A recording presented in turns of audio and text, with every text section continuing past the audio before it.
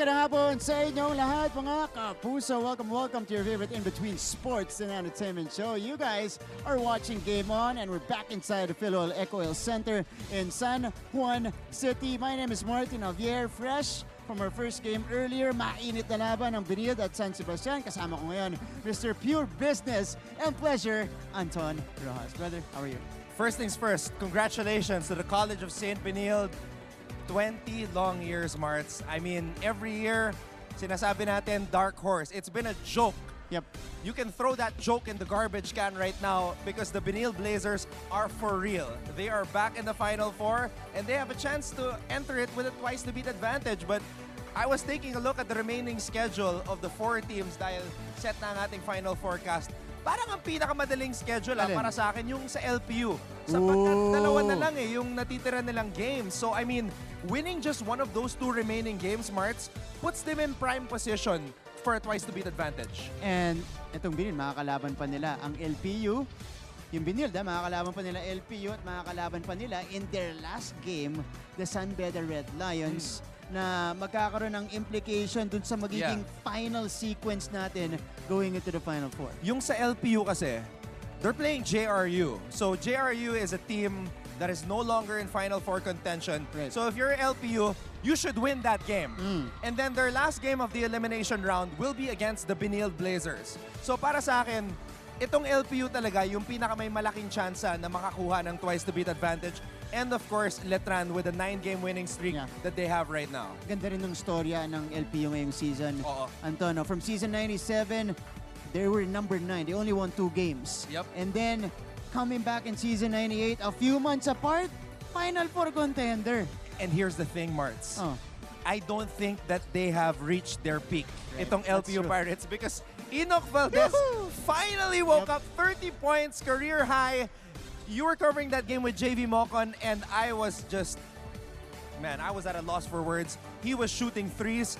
This man was cutting baseline, dribbling off defenders and scoring off the glass. He was doing everything. And yung depensa niya, grabe din. Demonyo sa fast break. My goodness, Enoch Valdez, the best is yet to come. That's right. At ang importante doon, kasi ang hinahanap natin sa LPU, yung kanilang go-to guy, especially in the end game, sino yung pupuntahan nila? They lost Renzo Navarro in that game because he was ejected.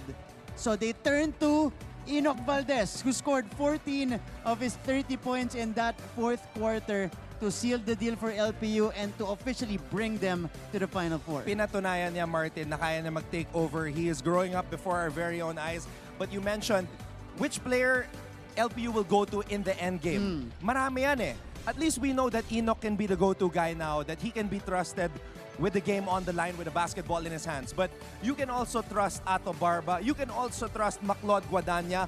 You can trust Renzo Navarro with the basketball because you know he's gonna make the right play just like he did when he threw that dangerous, I will say dangerous, but to him hindi dangerous yun eh. Nakita niya si Omar Larupay for the game winner against San Beda. And I feel like he likes that kind of danger.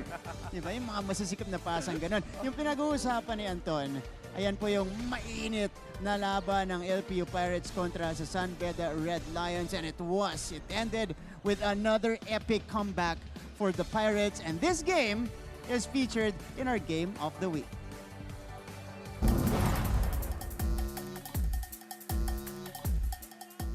We are officially in the final full week schedule of the men's basketball tournament in NCAA Season 98. Before we know it, Final Four na. Patindi na ng patindi ang mga bakbakang ating napapanood sa hardcourt. Kaya naman, balik tanaw muna tayo mga kapuso. Let's go back to November 9, 2022 when the LPU Pirates squared off against the San Beda Red Lions in their second round matchup. Going around the world. Barba, nice speed! Tabla ang laro sa 78 with less than a minute to go. Dumrive sa baseline si Omar Larupay at finaul. 24.7 seconds na lang ang nalalabi. Larupay broke the tie by going 1 for 2 from the free throw line to put the Pirates ahead 79-78. Sa sumunod na play, Driving, Enoch for the lead! nakascore si Tony Inot para maibalik ang lamang sa panig ng Red Lions 80-79. Tumawag naman ng timeout ang LPU with 15 seconds remaining on the game clock. Here we go. Trigger man is John Barba. Sumaksak ang veteranong point guard na si Renzo Navarro. Munti ka na siyang naipit sa shaded lane sapagkat pinaligiran siya ng mga bidista. Pero hindi nagpanic si Renzo. Sa isang iglap, Navarro beating Larupay. Larupay for the lead. Yes! nahanap niya si Omar Larupay. Puntos para sa mga pirata. What a play after the timeout. Lamang na naman ang LPU. Coach Yuri, it's his turn to come up with a play. Nagkaroon ng pagkakataon ng Sunbeda na makabawi. Kaya lang, Take out for the win. Too strong. Follow-up is off as well. pumalya ang tira ni Gab Cometa na nagbigay sana ng panalo sa kanyang kupunan. With this 81-80 victory, the LPU Pirates swept the season series against Sunbeda and are now currently in prime position to secure a twice-to-beat advantage in the Final Four. LPU team captain Renzo Navarro finished with 10 points, 4 rebounds, and 7 assists, while the hero of the game, Omar Larupay, tallied a season-high 15 points to go along with 10 rebounds and a steal. Navarro beating Larupay. Larupay for the lead. Yes! And it is because of the magnitude of this win by the LPU Pirates that it has been chosen as our NCAA Season 98 Game of the Week. Ayan po, ang ating Game of the Week.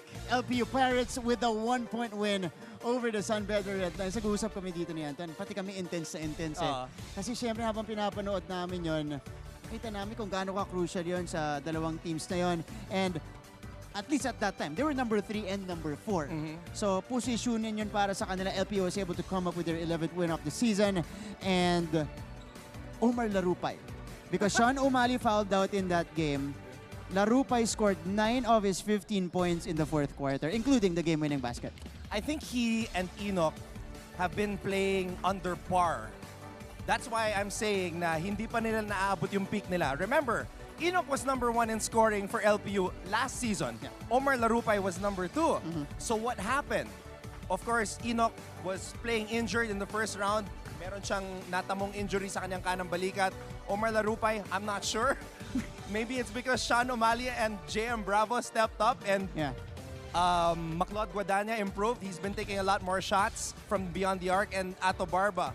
Pero yun nga yung kwento ng LPU ngayon eh. This is a team na hindi natin pinag-usapan, Marts. They were not in our Final Four predictions. Yep. They were not even labeled as a dark horse until they started winning early in the first round, excuse me. Pero masasabi ko lang is na minsan the reality that we end up living is better than any dream that we imagine. Lalim nun ah. I'll just put it at Sa that. mo hinugot yun? O, kita mo na. That's a beautiful statement, by the way. And well, as I try to comprehend and put that statement into context, eto, mag-break muna tayo. Susunod po natin, makasama natin dito ang halftime performer ng Game 2 who will be performing for the first time in the NCAA. At syempre, mamaya po, papasukin na natin ang dugout ng Arellano Chiefs at pong yan sa ating pagbalik dito sa Game On!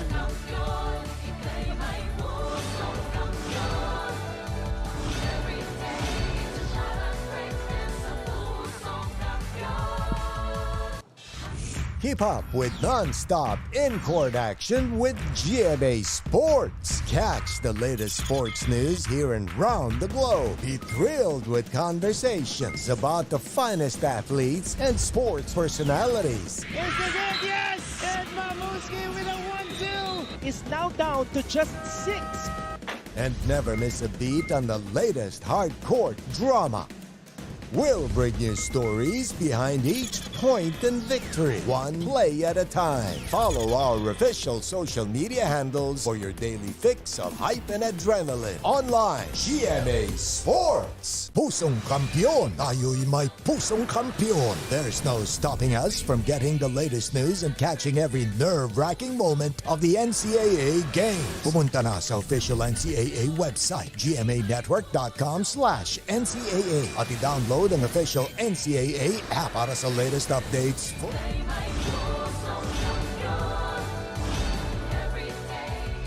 welcome back to the show. You guys are still watching Game On, still inside the Philoil Eco Oil Center in San Juan City. As promised, bago po tayo pumunta sa ating dugout raid ng Arellano University Chiefs, kausapin muna natin ang ating halftime performer for Game 2 today. It's her first time to be performing in the NCAA. Let's all welcome Kapuso Star of Apoy sa Langit.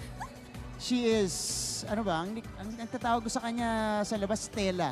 Pero tatawag ko sa kanya dito by her true name, Miss Lian Valentin. Welcome to Game On. Hello everyone! Oh. Grabe naman yung intro mo, Martin. Siyempre naman, kailangan i-build up natin Nahiya yan. ako eh. Oh. Hindi naman. Una muna, congratulations.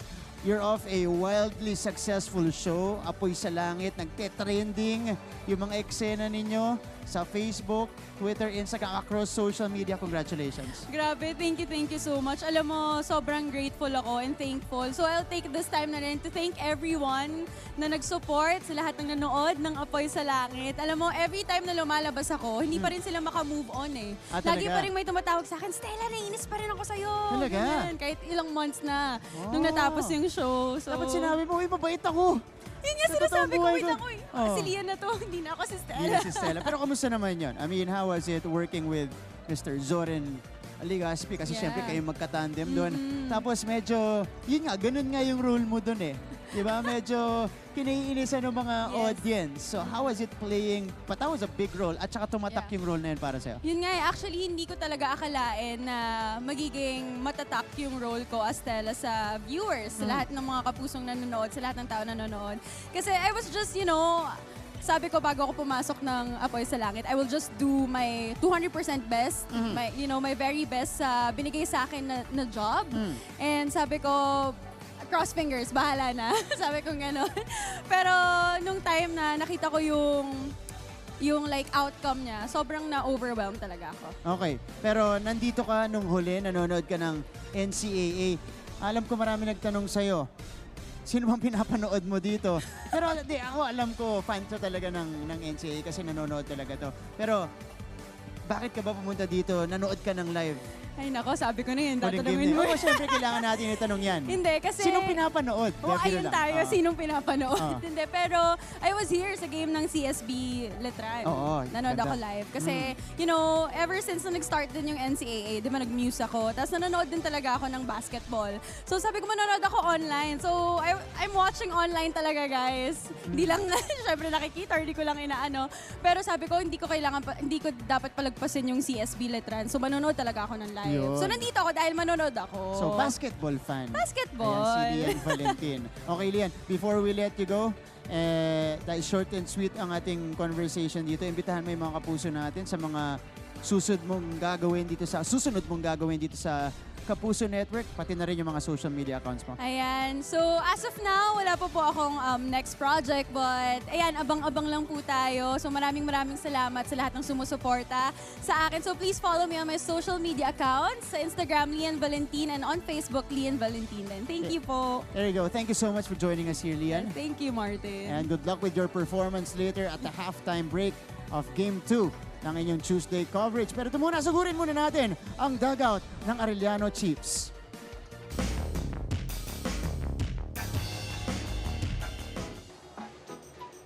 Mga ka-NCAA, nandito tayo ngayon sa dugout ng Arellano Chiefs para makita ang preparation sila bago sumabak sa hard court. Kaya ang tanong, dugout trade na ba?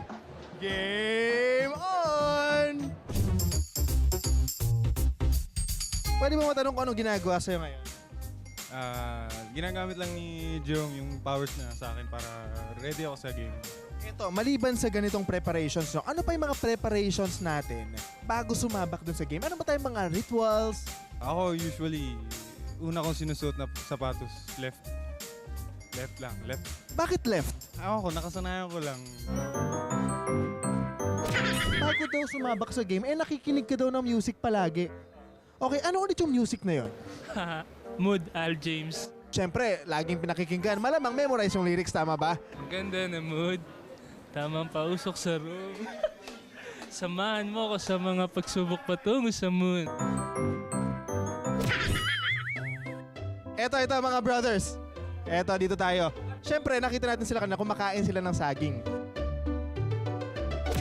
Paano nakakatulong yung pagkain ng saging sa pagsabak natin sa hard court? Iwas cramps po. Pampalakas para may energy mamaya sa Iwas cramps din po.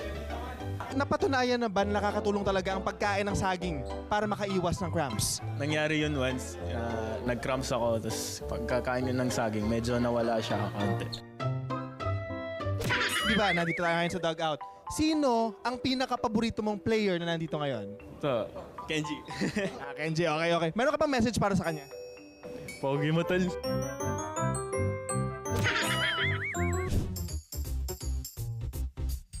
Eto, dito tayo. Nagkukwentuhan sila. Eto, ano yung palaging sinasabi sa inyo ni coach bago sumabak sa court? Mag-enjoy lang and sana ay hindi kami ma-pressure sa laro. Hindi ma-pressure sa laro. Pero napapressure ka ba sa loob ng court lagi? Medyo. Minsan, gaano kadami yung medyo na yon? Mga ganyan. May magaling daw sumayaw dito? So, dito tayo. Kung sasayaw ka, sinong gusto mong kasama mong sumayaw? Mga NCAA fans, for the first time sa TV, makikita natin ang Arellano Chiefs, Neil Tolentino versus Wilmar Oftana. Okay, at this point, wala bang pa-music dyan? Kanta naman tayo. Okay, showdown!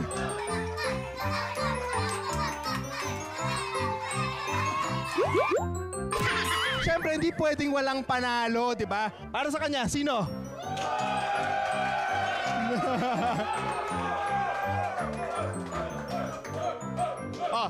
Siyempre, nandito tayo. Wilmar!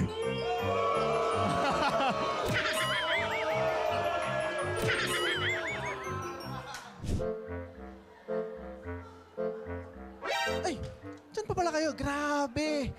Medyo naubos yung energy ko. Ang taas ng energy ng Arellano Chiefs. Nakita natin, nagsayawan sila, preparation sila. Kaya naman marami pa tayong aabangan dito lang sa Game On! At muli, ako si Lance Santiago. See you! There you go, dugout raid ng Arellano Chiefs kasama si Lance Santiago. Coming up next though, meron pa tayong isang game. Featured ang Arellano University kalaban ang Perpetual ALTAs, and you, brother, are covering this game. Yeah, this is a game where I believe it should be treated as a showcase, especially for the graduating players. Ayan, Shane Menina, kailangan magpakitang gilas. Jeff Egan, nagpakitang gilas na para sa Perpetual in their last game. So, it's almost the finish line for these guys. And, you know, it's kind of like a victory lap for all of them. Okay, good luck later. Thank you. We hope you handle a good game between the Altas. For sure, it's gonna be a good game between the Altas and the Chiefs. I don't need luck though, because I have with me Coach Topex Robinson. That's right. Coach Topex.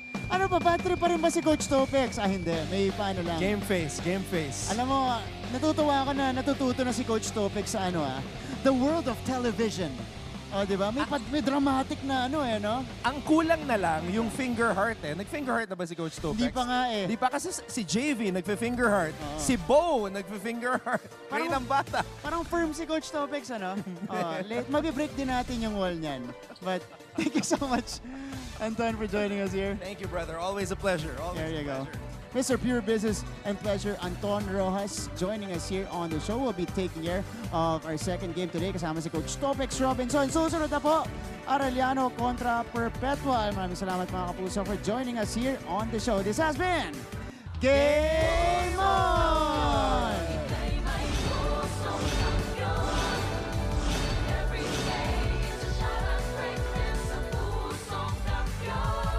Pusong Kampiyon! Tayo'y may Pusong Kampiyon! There's no stopping us from getting the latest news and catching every nerve-wracking moment of the NCAA games. Pumunta na sa official NCAA website, gmanetwork.com/NCAA at i-download ang official NCAA app para sa latest updates, full game videos at team rosters and box scores. Walang iwanan online sa Season 98 ng NCAA. Achieve greatness every day. The players to watch and the teams to beat. Get ready because your favorite hardcore heroes are here.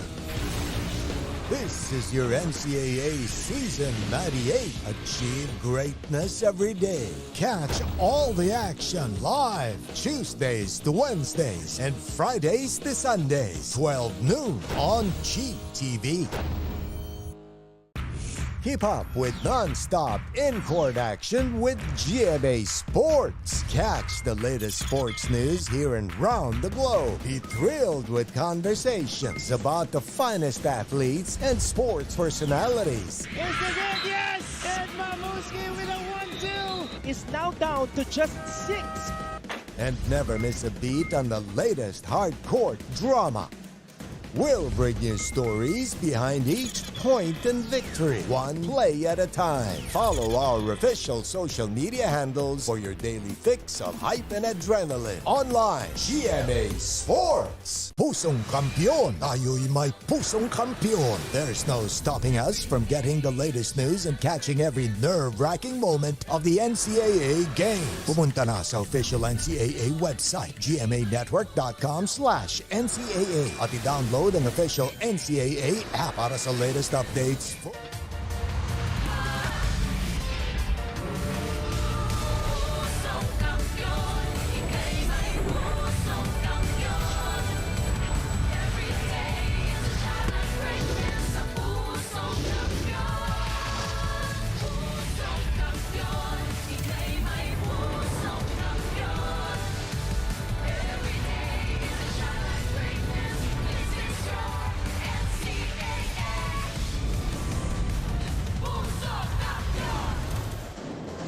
Nagpapatuloy ang napakainit na aksyon hatid sa inyo ng pinakaunang collegiate sports league ng minamahal nating bansang Pilipinas. This is our live and exclusive coverage of NCAA Season 98. Achieve greatness every day as we are here inside the Phil Oil Eco Oil Center sa napakagandang lungsod ng San Juan for our second game on this Tuesday. Ayan na po, nag-warm up ang Arellano University Chiefs na sasabak sa aksyon kontra sa University of Perpetual Health System Dalta sa ating pangalawang laro. In the first game, of course, we would like to congratulate the Benil Blazers for finally ending their 20-year.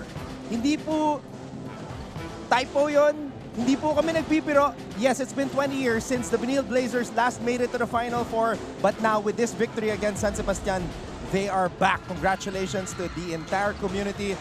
And we wish them all the best. Dahil kompleto na ang ating Final Four cast. Pero eto nga, pagpatuloy na natin ang ating coverage today for our second game. Perpetual will be taking on Arellano University. Two teams that are no longer in contention to the Final Four, but we have some exciting graduating players who should put on a show today. Maraming salamat sa lahat ng mga nanonood ngayon sa GMA Sports PH at sa NCAA Philippines, and of course to all of our kapusos watching worldwide, all over the world via GMA News TV and on GMA News International. Mabuhay Pilipinas! I am Anton Rojas, joined once again by Coach Topex Robinson, and I did mention, Coach, na wala na itong dalawang kupunan na ito sa Final Four contention. Our Final Forecast is complete, but who knows, some coaches from the pros like you might be watching some of these graduating players. Yeah, I think, Anton, good afternoon. But looking at the audience right now for this both of the teams, you wouldn't think that this is a bearing game because everybody's lively. And again, good afternoon and welcome to another college basketball here at Season 98 of the NCAA. Of course, we will not be complete, Coach Topex, without our courtside reporters to give us the latest on both Perpetual and Arellano. We have Avia Zunich reporting for the Altas, and on the other side, makakasama naman natin si Julia Ong. It's great to see you girls, Avia and Julia, and Coach Topex and I will get back to you in just a bit.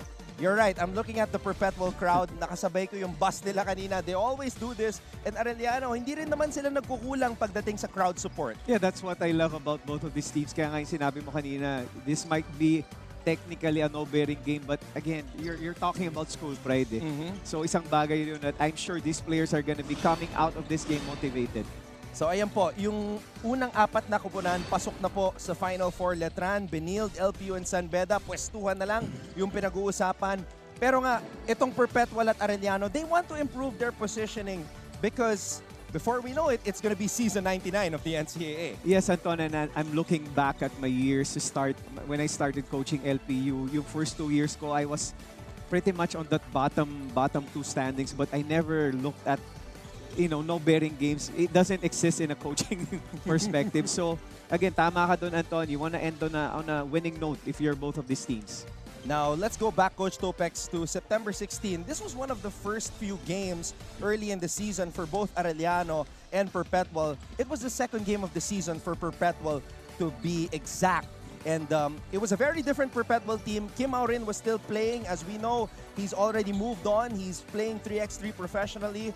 But this don't let the score fool you, because this was already a one game for Arellano. Yeah, that was the game that, coming off that game for the Perpetual Hub Altas, they won. And then itong dalawang players nila, which is Rason at itong si Peter Pan Barcuma, was really played well. Pero during this game nga, Anton, ito yung medyo absent sila offensively and really affected the outcome of this game for the Altas. Oh, nakita natin kung gaano ka-importante si Barcuma at si Jello Razon, who by the way is back in action, nag-warm up na ngayon para sa Perpetual. Perpetual looked good against JRU, and particularly their team captain, Jeff Egan. This is a guy who was a huge missing link for Coach Mike Sagigit because of the Achilles injuries that he was dealing with in the first round that limited his minutes.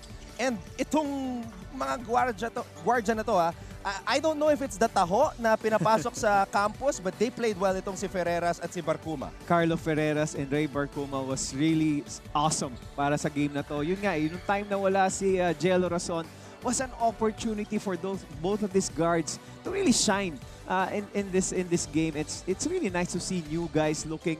The future is gonna be bright for sure for the Perpetual Hub Altas.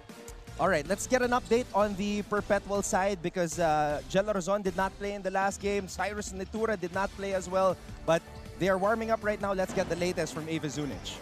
Anton and Coach Topex, it is just a matter of bragging rights for the Perpetual Altas. Hindi man daw nabiyayaan ng Final Four spot itong koponan ni Coach Mike Sagigit, pero hindi pa din daw magpapatibag at wala silang balak ibang gawin ngayon kundi bigyan ng magandang laban ang Arellano Chiefs, tulad noong nakaharap nila ang koponan last season on the road to finals, na ibahagi nga rin sa akin ni Jeff Egan na at this point gusto na lang daw nila paramihin ang panalo nila para kahit papano gumanda ang standing at ito ang babalikan ng kanyang mga teammates na iiwan on his last season. Dagdag ko lang rin, gentlemen, na makakabalik na si Cyrus Nitura and si Jello Razon for today's game. Balik sa inyo. Maraming salamat, Avia. Yun na nga, nakita natin. So it's confirmed. Cyrus and Jello are back for Perpetual. Jeff Egan, though, this is his last couple of games, last couple of moments for him to show what he can do before he moves on to the next level. Yeah, I would love to see Jeff Egan again shine bright. Kasi nga naman, we were talking about season 97. It was really something that's so promising for this kid. But again, due to injuries nga, medyo nag-struggle siya. And I'd like to see the next few games ng Perpetual for him to be given a chance. Let's go now to your top picks. Coach Topex Robinson's top picks here. Even though this is a no-bearing game, we're gonna take this seriously. Coach, kindly break it down. Go with the flow is the way the system is being run by Coach Mike. I'm a big fan of how he's been running that offense. Kaya ang ganda nilang panoorin na Anton kasi nga naman ang ganda ng kanilang flow sa kanilang offense. And scoring comes in naturally or easily once they get the ball rolling on their offense. Kaya naman isa yun sa mga bagay that I want to make sure that I'm gonna look at as we go along on this game. The second is height is might, because nabanggit nga ni Martin ang ganda ng combination ng big men nila like si Abyss, like si Omega, tapos nandiyan pa si Martel. They really are a good, not only a good rebounding team, but they're also a good passing big. Kaya ang taas ng kanilang scoring because of both of these three. And ito yung isang bagay na problema ngayon, poproblemahin ngayon ng koponan ng Arellano Chiefs because they lack the height or the ceiling that the Altas has at this game. One more pass, they really look good in their last two games. Why? They've been scoring 27, they've been having 27 assists average. During sa first game nila, they had 31 at yung sumunod na game nila, I think they had 24, 22. So makikita mo doon, because of the offense that they run, na ginagawa nilang tama, ang gumaganda yung production nila. That's why itong back-to-back wins nila has really been kumbaga, yun yung magandang nakikita mo sa nila. That's why season 99, just like sinabi ni Jeff Egan, is gonna be promising for this Altas team. You know what I just realized, Coach Topex? Oo, malaki nga yung frontline nila. Pero pag pinagsabay mo si Carlo Ferreras at si Ray Joy Barcuma, they're like JC and JV Marcelino from your LPU Pirates before. They shoot with a lot of confidence offensively. And then defensively, they bring in so much energy. Kaya naman tama ka dun, Anton, sa sinabi mo that they are reminiscence of the Marcelino twins.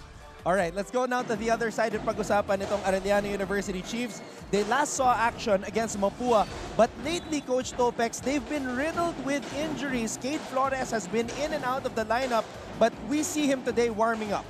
It's not only Kate Flores, it's Menina, sometimes it's Doromal. So, I think it's the big, malaking problema yun for this team. And evident nga is when they lost to Mapua. That's a big lead na at the start pa lang, Anton, nakita mo na that they really been struggling in this season. So, we hope that it's gonna be a different ball game for them this afternoon. At nahirapan sila sa rebounding kontra sa Mapua. That will be a huge problem once again, a huge challenge because you just mentioned that height is might pagdating sa panig ng Perpetual. Let's go now to Julia Ong, who will give us an update, the latest on the Arellano University Chiefs. Anton and Coach Topex, tuloy pa rin ang awit ng buhay para sa Arellano Chiefs. Coach Cholo Martin reminds the team to let go of the things they cannot control and focus on what they can. At ayan nga ang kanilang remaining games for this season. Kaya sigaw ng mga Chiefs today, I expect them to still give their all and win or lose, they'll never give up. Sabi nga ni Team Captain Kai Oliva, iba na ang mindset next season. Pero ang goal na muna sa ngayon ay tumaas ang standings sa rankings. Ayun na muna, balik sa inyo. Maraming salamat, Julia. You know, it's only Shane Menina who's graduating on this Arellano Chiefs side. So, a lot of these guys could be returning, but I hear marami rin mga players sa Team B. Yeah, that's gonna be a good question to put up para kay Coach Cholo Martin because again, nakita natin nung simula ng ating season, ang ganda ng promise nitong team na to. They weren't really considered until they started winning at the early onset of their season, Anton. Tapos the way yung fashion of winning, the way they did it, sobrang promising and exciting because you always consider them as the underdogs. All right, Coach, what do they have to do? Let's go to your top picks once again, this time for the Arellano Chiefs. The result of their early wins at the start of this season was because of their defense. You've mentioned they run a lot of defense. They're one of the top in the league defensively. They have to focus on stops before making scores. They're good at making stops because they run. Kaya ang dami nilang easy baskets. Medyo hirap sila, Anton, when they come to execution. So, they wanna run and the only time they could run is if they make a stop. Kasi nga naman, pag nakiscore yung kalaban mo, hindi na sila makaka-atake. Another thing, time to shine. You mentioned earlier, inconsistent yung tatlo nilang gunners eh. When you say time to shine, pag wala si Shane, pag wala si Axel, pag wala si Cade, that's an opportunity for Abastillas, Tolentino, or Mantua to really take the light para magkaroon ng buhay itong koponan ni Coach Cholo Martin. The third one is no downtime. Ang malaking bagay dito is yung inconsistent yung scoring nila. Not only on their scoring, Anton, but also defensively. Game nila against Mapua, they only scored 8 points or 9 points in the first quarter. Tapos nasundan yun ng 13 points. Pagdating ng third quarter, biglang nag-decline na naman yung kanilang production. So, I think there should be consistency at wala sanang downtime against the Perpetual Altas. As always, Coach Topex, that's an excellent breakdown. So that's enough said from us. Let's turn it over right now to our Coliseum announcer para makilala ang mga starters nitong Perpetual at ng Arellano. Ito po ang inyong NCAA Season 98. Achieve greatness every day. Live ngayon sa GTV Worldwide sa pamamagitan ng GMA Pinoy TV at GMA News TV International. At may live streaming pa sa gmanetwork.com, NCAA Philippines website at sa YouTube, Facebook, and Twitter. Welcome back to the Phil Oil Eco Oil Center as we continue with the second round eliminations in today's main game featuring the University of Perpetual Health System Delta in the Arellano University in Season 98 Men's Basketball of your NCAA. Let's first call out the starters of your Perpetual Health Altas. Sila po mga kapuso ang mga mangunguna sa koponan ni Coach Mike Sagigit. You have Mark Denver Omega, the man in the middle. John Abis and Jeff Egan. Jeff Egan normally plays the point guard spot, but he will be starting as the small forward here. We have a backcourt of Jasper Cuevas and Carlo Ferreras. Yan po ang 5 para sa Perpetual Altas. Silipin naman natin ang mga mangunguna sa koponan ni Coach Cholo Martin. And we see Cade Flores back at the center spot. So he's true to his word. He told me last week that he should be good to go. And here he is, number 22, Daniel Malyari, Wilmer Oftana, Shane Menina, and Kai Oliva will be starting.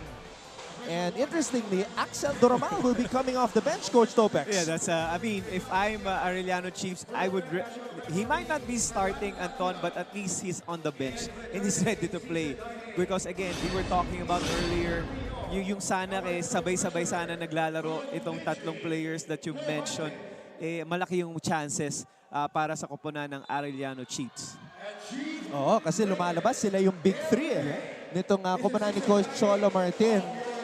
But you did say, time to shine. So, itong si Kai Oliva, a player that I feel like has not been able to show his best despite him being the team captain. This could be an opportunity for him. Actually, during the preseason, Anton, we saw flashes of brilliance or promise para kay Kyle Oliva. And, tama ka, Anton, medyo he wasn't really a present figure para sa koponan ni Coach Cholo Martin.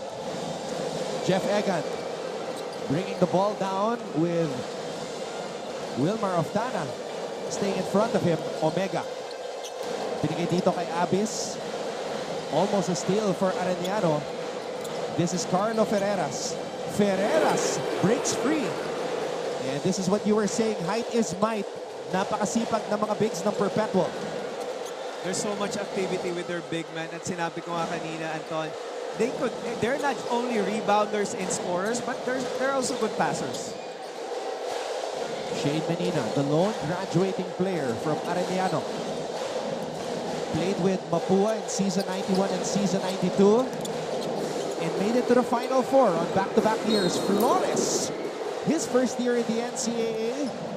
Solid numbers for this man from Campbelltown, Sydney, Australia. He will shoot 2, but before that, let's go first to Julian.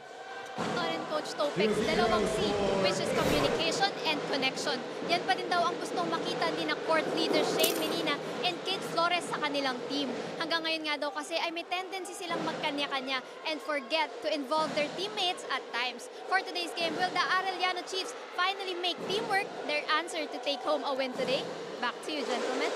Well, that's the way it's got to be, Coach. Yeah, I think with just like what Julia mentioned earlier, yung connection. Kasi during their game against Mapua, Mapua did a good job on covering or locking itong si Axel Doromal. Kaya naman nahirapan talaga magkaroon ng puntos ang koponan ng Arellano Chiefs. So I think right now, if you're Arellano, you have to anticipate na may kakaroon ulit ng ganong opportunity. But now, looking at that clip, Anton, stop and score, dyan sila magaling eh. They're a good open court basketball team. Why? Because you have the best guards in the league.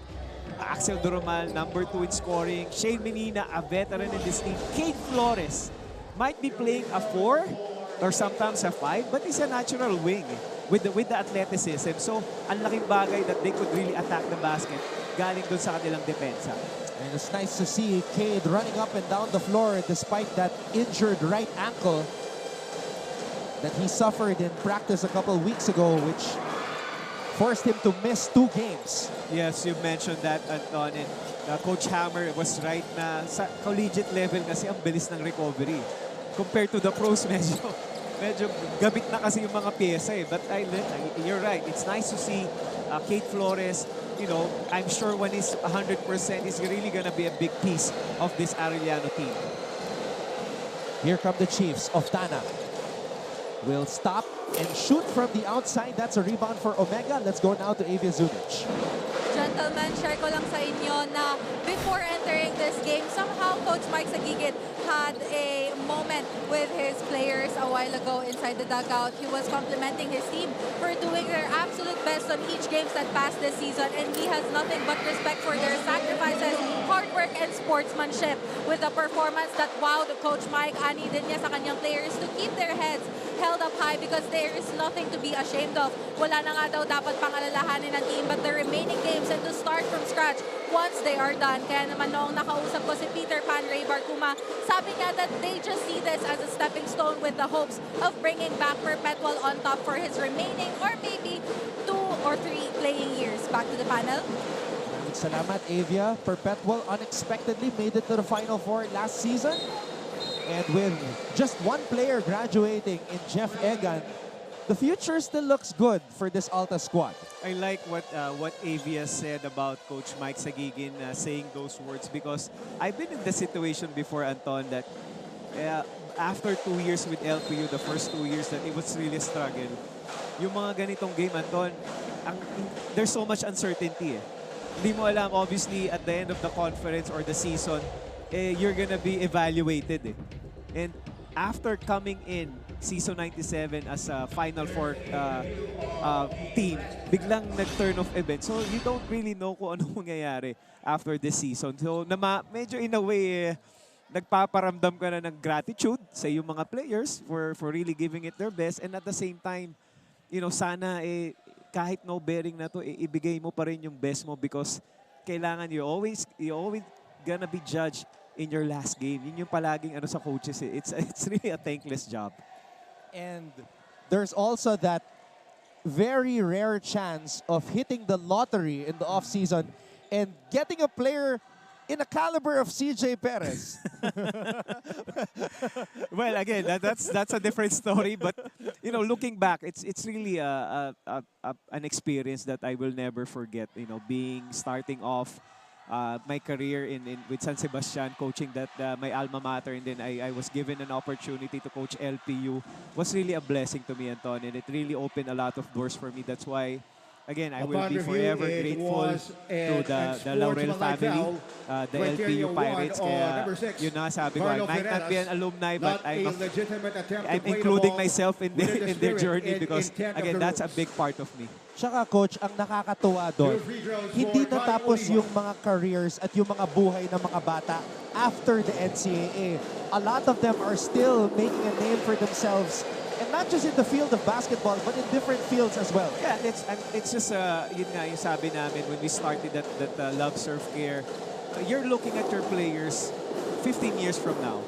They're pretty much done with their pro careers or kung saan man sila ngayon, they're starting off their family. So, ang tatanungin mo palagi sa sarili mo, Anton, ano yung na-contribute mo sa buhay nila? I guess that's the reward. Obviously, everybody wants to win a championship. You're not going to be given a chance. Only one team will end up winning a championship. And you don't want to be judged just because of the championship that you won, but the lives that you've changed. And that's what we are trying to impart.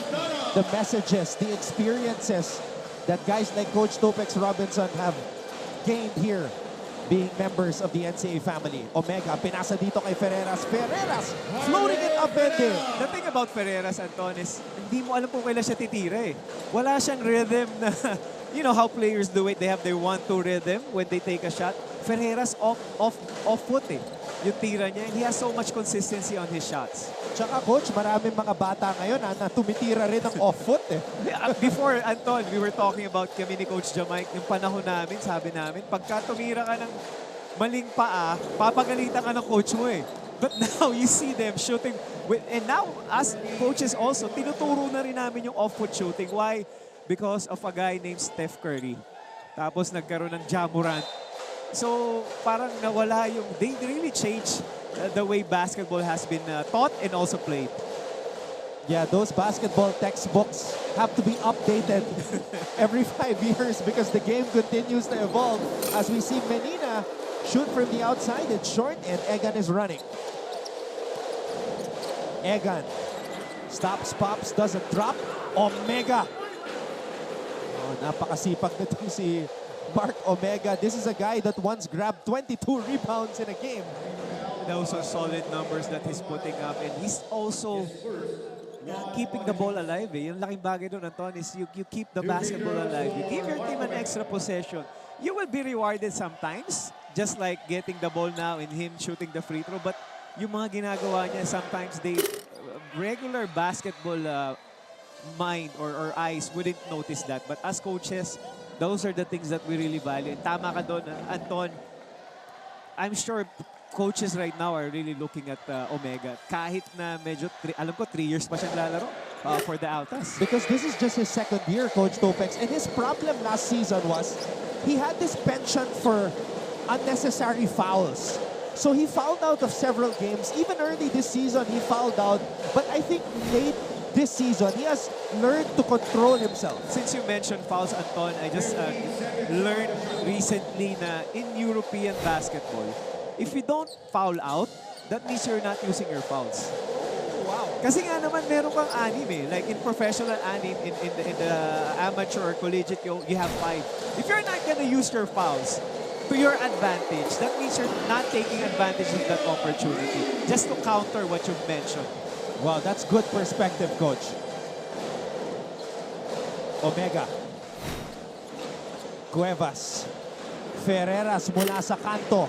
Omega again. Offensive rebound and the putback for Denver Omega. That's the big challenge if you're gonna play zone, Anton, because you are guarding an area and not a particular player. So hindi kanina nanggaling si Mark Omega from the outside. So from there into getting into rebounding position, ang dami niyang player na dinaanan. Menina. Inside pass. What a cut. What a cut by Malyari. That's what a veteran Shane Menina could give you. It's gonna be solid to see him play that basketball, dishing off those passes in this ball game. We'll take a break. Arellano leads Perpetual 11-7.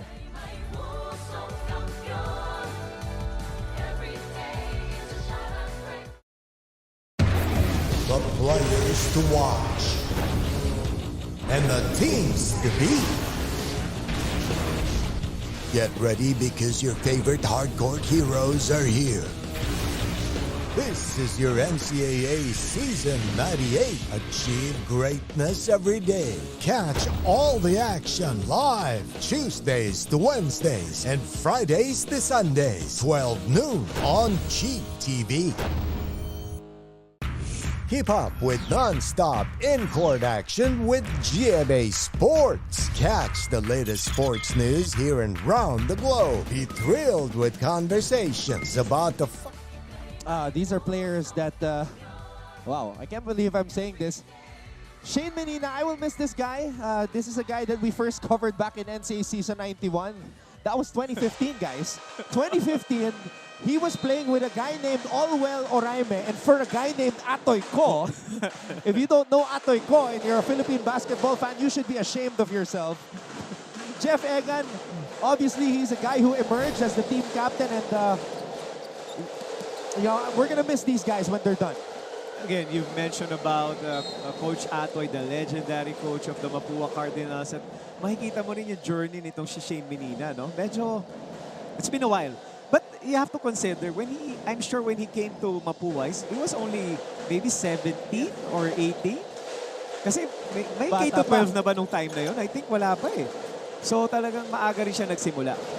And then he went back to his hometown of Cebu. And nagulat ako na kasama siya sa lineup ng Arellano this season. Binibiro nga siya kanina ni Axel Doromal eh.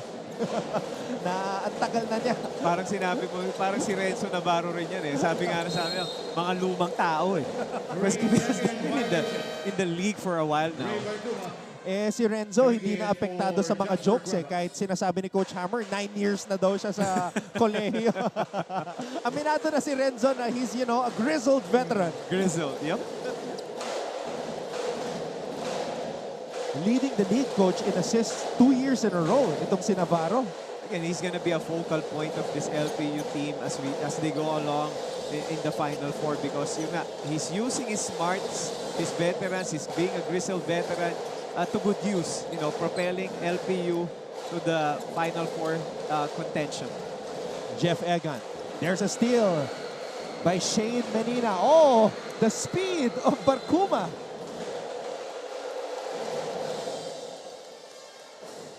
This is what we're talking about, Anton, when stop and score. the players of Coach Cholo Martin making sure that they can have an opportunity off of those stops which happened now. Kaya naman right now, ay 4 lang ang kalamangan. Jello Razon pinasok sa unang pagkakataon. Oh no. Arellano missing on that opportunity. Razon binigay dito kay Roque. Abis. Razon. Sinipa ni Malyari ang bola. You gotta love the defense that Coach the Arellano Chiefs are pulling off right now. They're trying to show man. Sometimes they're playing zone. They're trying to get this this team of Coach Mike a little bit of something to think about. Jello Razon. Naghahanap na mapapasahan. Nakita si June Roque. June Roque, another product of Lubao, Pampanga, as we see Razon knock down the triple. Solid shot coming from Jello Razon. Off of that, patiently moving the basketball. Obviously, kailangan you have to make Perpetual or Arellano pay for zoning you. Menina. Oh, pass was a little bit too strong and high for Cade Flores. But you still got to love the activity of these players because they're reading off each other. Cade Flores was being denied and nakita agad ni Shane Menina yun. That's why he passes that backdoor. Kaya nga lang, good anticipation by the defense of the Perpetual Altas. Barcuma. Abis. Had a triple-double performance a couple games back. Abis. Wow. John Abis is probably the least flashiest player in the league, but the most effective. Yeah, exactly, Anton. You might not be the most flashiest, you might not get that beautiful shot, but what's important is you were able to score, and score at will. Oh, this guy plays with a lot of style. Barcuma, style, strength, and speed. And has Mark Denver Omega taken a seat, Coach? I think at this point, hindi pa rin siya nailalabas. I'm sure that they still have si Martel, hindi pa na napapasok ni Coach Mike, and I'm sure he's gonna be ready to fill this guy in. Grabe, walang kapaguran itong mga batang to. Pero tayo, napapagod din, kaya magta-timeout muna tayo. Lamang ang Arellano 13-12.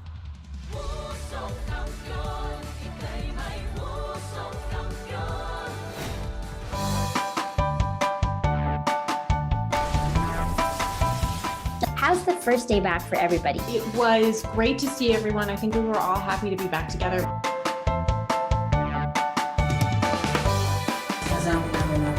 We will never get lost because we have our parents. Kumusta, Alexandra? Salamat at nakapunta ka rito. Come with me for a tour of the world's biggest IKEA store. Being a PWD kasi in the Philippines is quite difficult. Yun yung engineer niyo. Babae pala. Bakit nga ba tila nabura sa kasaysayan ang sistema ng pagsusulat? One of the most interesting backcourts that we have in the NCAA, Shane Menina and Axel Doromal. Solid numbers coming from this riding in tandem duo of yung talent, yung experience. Kaya nga, ang kulang lang kasi is a reliever for these two kasi yung wear and tear nilang dalawa because this is a guard-heavy lineup. But hindi na ma-maximize because after both of these guys, bumababa yung kanilang production pag nilabas si Axel Doromal at itong si Shane Menina. At ngayon, ang pinagsabay, Coach Topex, maybe they're preparing for the future. Axel Doromal and Travis Mantua. Yeah, Travis Mantua was really a revelation for the Arellano Chiefs because, you know, he was just first a shooter, and then he was able now, we've seen him now execute plays, attack the basket, and he's also a good defender para sa kumpanan ni Coach Cholo Martin. I just checked the stats, Coach Topex. Di pa nagpapahinga si Abis tsaka si Omega. At eto na yung dalawa. Pero si Cade Flores, hindi pa rin nagpapahinga to. Oh, Cade Flores! My goodness, that would have been a highlight. That was beautiful coming from a stop. Again, time and time, this Arellano Chiefs is really a scary team. Why? Because they could slug it out defensively. And again, that stop will result in an easy offense kasi nga naman transition in it. Time and time have we seen itong si Cade Flores finishing on transition. And you love how Omega sprinted back to challenge Flores, forcing him to miss that easy layup. Alam na ni Mark Omega na ilalabas siya doon, kaya naman humugot pa ng huling lakas para lang hindi mabagyan ng easy basket. At itong si Cade Flores has to earn it in the stripes, which he didn't fail shooting 2 in the free throw. Flores giving Arellano a 15-12 advantage. Flores, by the way, one of the candidates for Rookie of the Year. It should be a very interesting Rookie of the Year conversation because ang daming magagaling eh. Miguel Oxon obviously in that conversation as well. Flores like a runaway train. Who says that he just came off an injury? Talking about Cade Flores, solid with the attack. That was a smart move coming from him. He has a smaller Barkuma. Kagaya nga na sinabi natin, hindi naman talaga to big man eh. Because he could finish strong and he knows how to finish against a smaller and quicker Peter Pan Barkuma. Barkuma for 3, fouled by Jade Talampa. So that's going to be 3 free throws for Joey Barkuma. This is what we always tell our players while watching this finish coming from Cade Flores, making sure that he's not gonna miss that layup, giving Arellano a 5-point lead. While talking about that defense, never, ever, ever foul a jump shooter. That's really gonna tick a coach. Kasi nga naman sayang. You just have to challenge and make sure your feet are on the ground anticipating that penetration. We'd rather give a challenge 3 rather than bringing this player into the free throw line, which Peter Pan Barkuma right now is in. And coach, that's the adjustment that Talampas made knowing na tumitira na sa labas itong si Barkuma sapagkat nung nakaraang season, hindi siya masyado tumitira sa labas eh. I think that's one thing that he worked on. I've heard him talking about taking extra shots. Again, you wanna create that kind of confidence by the volume of shots you take during practice. Flores will try from the outside. Razon comes up with the board. Razon gives it to Barkuma. Barkuma back to Razon. This guy can shoot. What did I tell you? Nothing but net. Yeah, he cannot just shoot. He could make it also with so much confidence on his shot. Itong si talking about Jello Razon. And now imagine, Anton, you have a Jello Razon, you have a Peter Pan Barkuma, and you have a Ferreras. Where can you go wrong come season 99 na magkakaroon ng mas matagal na preparation itong mga manlalaro ni Coach Mike Sagiging? Barkuma though, too fast for his own good. Abastillas bumitin sa Eres at nakapuntos para sa Arellano. That's gonna be a good offense again coming from their defense. So far, the reason why Arellano scored 22 points with 40 seconds left in the first quarter, they're focusing on making stops. Roque. Oh, a steal. Read like a book. Axel Doromal using his body to shield the basketball. Talampas, kulang sa lakas. Talampas, panibagong pagkakataon. Wala pa rin. It is Perpetual basketball. Razon to Barkuma. Barkuma back to Razon. Razon setting up what he hopes to be the final play. There's the triangle offense. Flores gets the basket.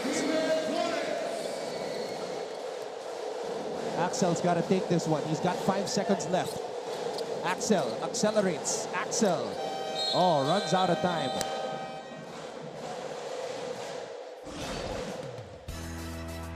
Both teams no longer in Final Four contention, but they are playing like their lives depend on it. Perpetual and Arellano. What a battle it's been. We'll be back for quarter number 2.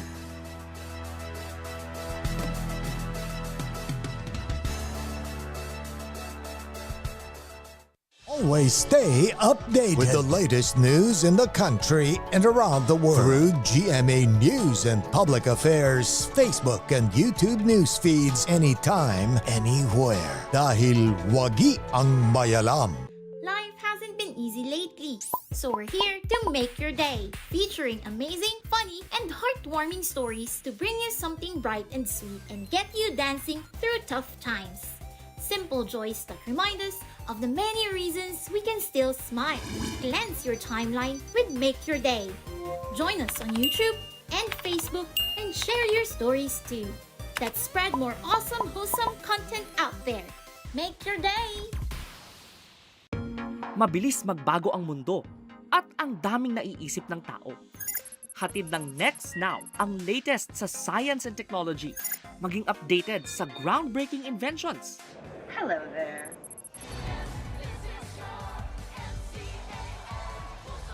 Nagbabalik po ang ating coverage dito sa loob ng PhilOil Eco Oil Center sa lungsod ng San Juan.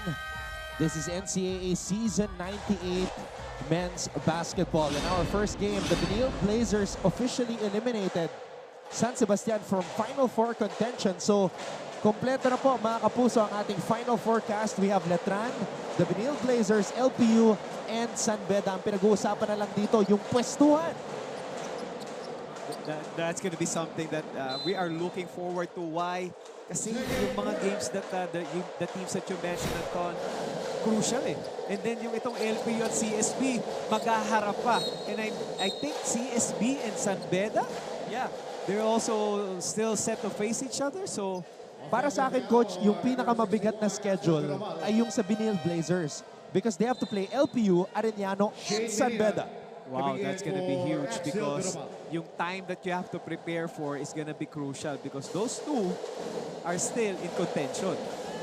Actually, mas mahirap pa nga, Anton, yung wala nang yung wala nang chance na makalaban mo. Yun yung minsan may bulag eh. Kasi wala nang pressure eh. Ikaw naman, since you know that it's gonna matter, so talagang yung galawan mo medyo tight ng konti. Lalo na pag ganito yung pinapakita ng Arellano, talking about the Benil Blazers' schedule. If you play an Arellano with all players healthy, they're very dangerous. Why is Arellano up right now? Because they forced 9 turnovers itong koponan ng Perpetual. And off of those 9 turnovers, Anton, they were able to score 6 points. But hindi lang yun eh, kasi dumadali yung basketball. Kate Flores shot a free throw because of those turnovers. So if you're gonna sum it up, it's not only the points of turnovers, but how Arellano was able to convert even if it wasn't a turnover because of the speed that the Arellano Chiefs has. Both teams can play with pace and speed, switch it up because of the guards that they have. All right, let's get an update on the Perpetual side. Makibalita tayo kay Avia Zunic. Gentlemen, para kay Coach Mike Sagigit, there is no such thing as a bearing game. As long as may laro sila at may kalaban, there is nothing in mind but to finish strong and win. Pasok man sila sa Final Four o hindi, wala daw nag-iba sa routine ng koponan. Nagpatuloy pa rin sa ensayo, scouting at pinanood ang laban nila kontra Arellano Chiefs noong round 1 para makapag-adjust ng plays. But on a lighter note, Anton and Coach Topex, bilang isa sa mga kinikilalang kuya ng Perpetual Altas, iisa lang ang bilin ni Jello Razon sa kanyang teammates today at yun ay to just enjoy the game and make the Perpetualites that are present inside the arena and are supporting them on live television proud. The Perpetual Altas dedicates this game to their community for the non-stop support they have received this season. Back to the panel. Maraming salamat, Avia. Coach Mike Sagigit is speaking your language. Coach Topex, no such thing as a no-bearing game. Yeah, absolutely right. Coach Mike was on the dot there with Avia said. Tsaka naman, Anton, bakit sasabihin mong no-bearing? Eh kung yung buong batalyon mo, dinala mo, isipin mo, Anton, galing pa to ng Las Piñas. So you wanna reward them with the way you play. You wanna give them something to talk about pagbalik nila ng South. Nakakatuwa na Jello Razon keeps that in mind. And we're not just talking about Perpetual, pati yung Arellano, may mga fan sign pa sila, nagsisitayuan pag nakakapuntos. This is what college basketball is all about. You know, it's obviously, there's the standings, that's one thing, but there's also pride, which is, I think, more important. Kasi nga naman, when I used to play, Anton, pagkatapos ng game, like, pag nanalo ka, ang aga mo magising eh. Inahanda mo na yung gamit mo, papasukan mo lahat ng subject mo. Pag talo ka, matutulog ka sa dorm eh. Kung pwede mong iwasan, lahat ng pwede mong maiwasan, gagawin mo. Again, that's just an experience I had when I was with the Stags back in the days. And I remember when you returned to coach San Sebastian, I asked you during one of the post-game interviews, Coach, how does it feel to be coaching your alma mater? And I remember what you said. You said it feels like you just played your first game. Yeah, that was so much pressure, Anton, because the people that you see there are yung mga teachers, yung mga professors, even the security guards, yung tao sa canteen. Ang sarap mag-represent talaga ng alma mater, Anton. It's really priceless because uuwi ka lang dun sa pinanggalingan mo eh. It will always give you memories of the past. Kaya ano sinabi mo kanina with CSB, 20 years ago, nagbilang ako eh. Wait, I was out 25 years already the last time I played college basketball.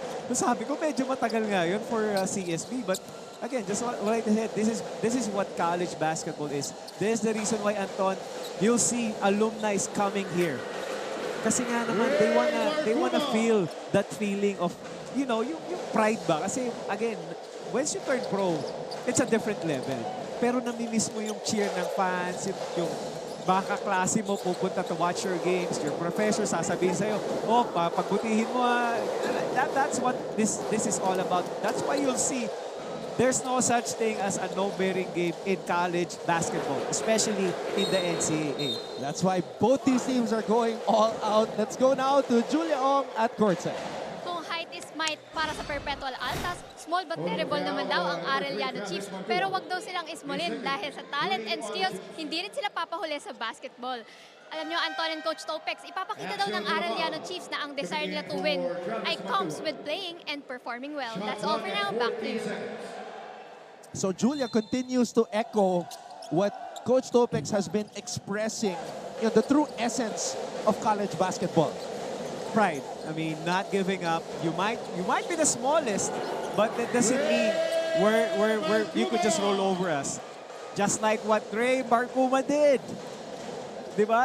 Ang liit, pero again, that's why he connects with a lot of Filipinos because the Filipino people see themselves as a small guy. Kumbaga, siya yung parang barometer. Kung kaya ni Peter Pan, kaya ko rin. Look at him running down the floor. Sila dalawa ni Ferreras. I love this matchup right here. Kanina nagbabanggaan sila ni Axel Doromal. Ngayon naman si Menina nakatao sa kanya. This is Flores. Steven Flores throws the ball out. Egan. He shoots it. Doesn't make it. Arellano has the basketball. Doromal will slow it down. Doromal gives it to Malyari.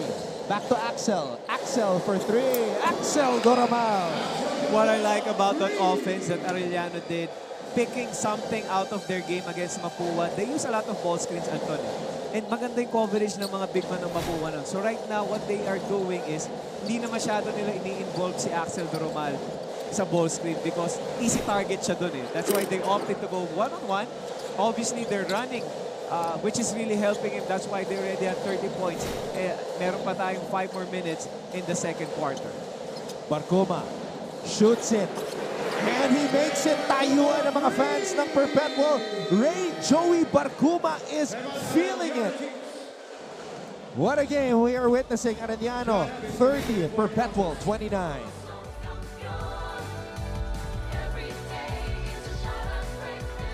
Araw-araw nating pamumuhay.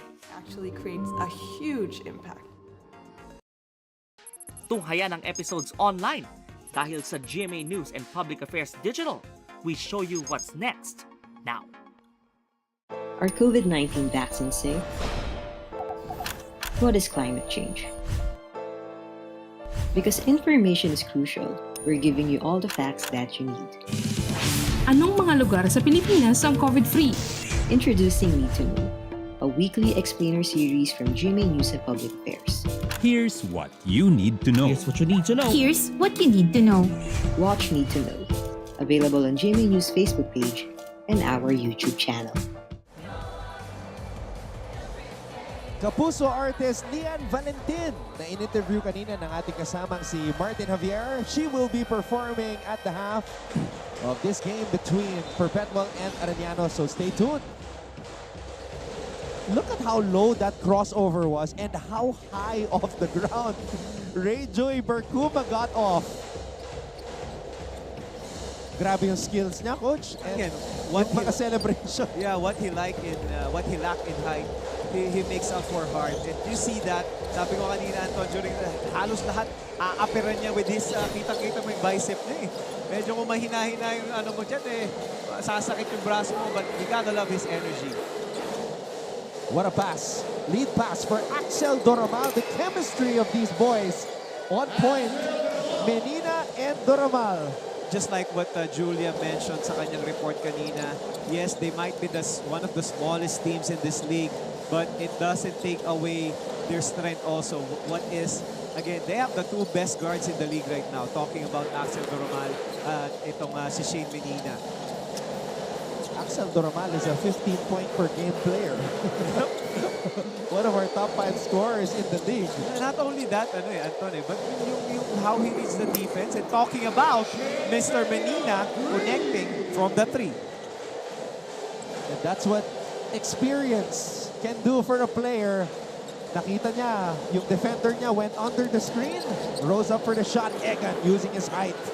And Menina is running again. Another lead pass, but that time, oh my God, I hope I did not jinx these two guys. I was talking about their chemistry.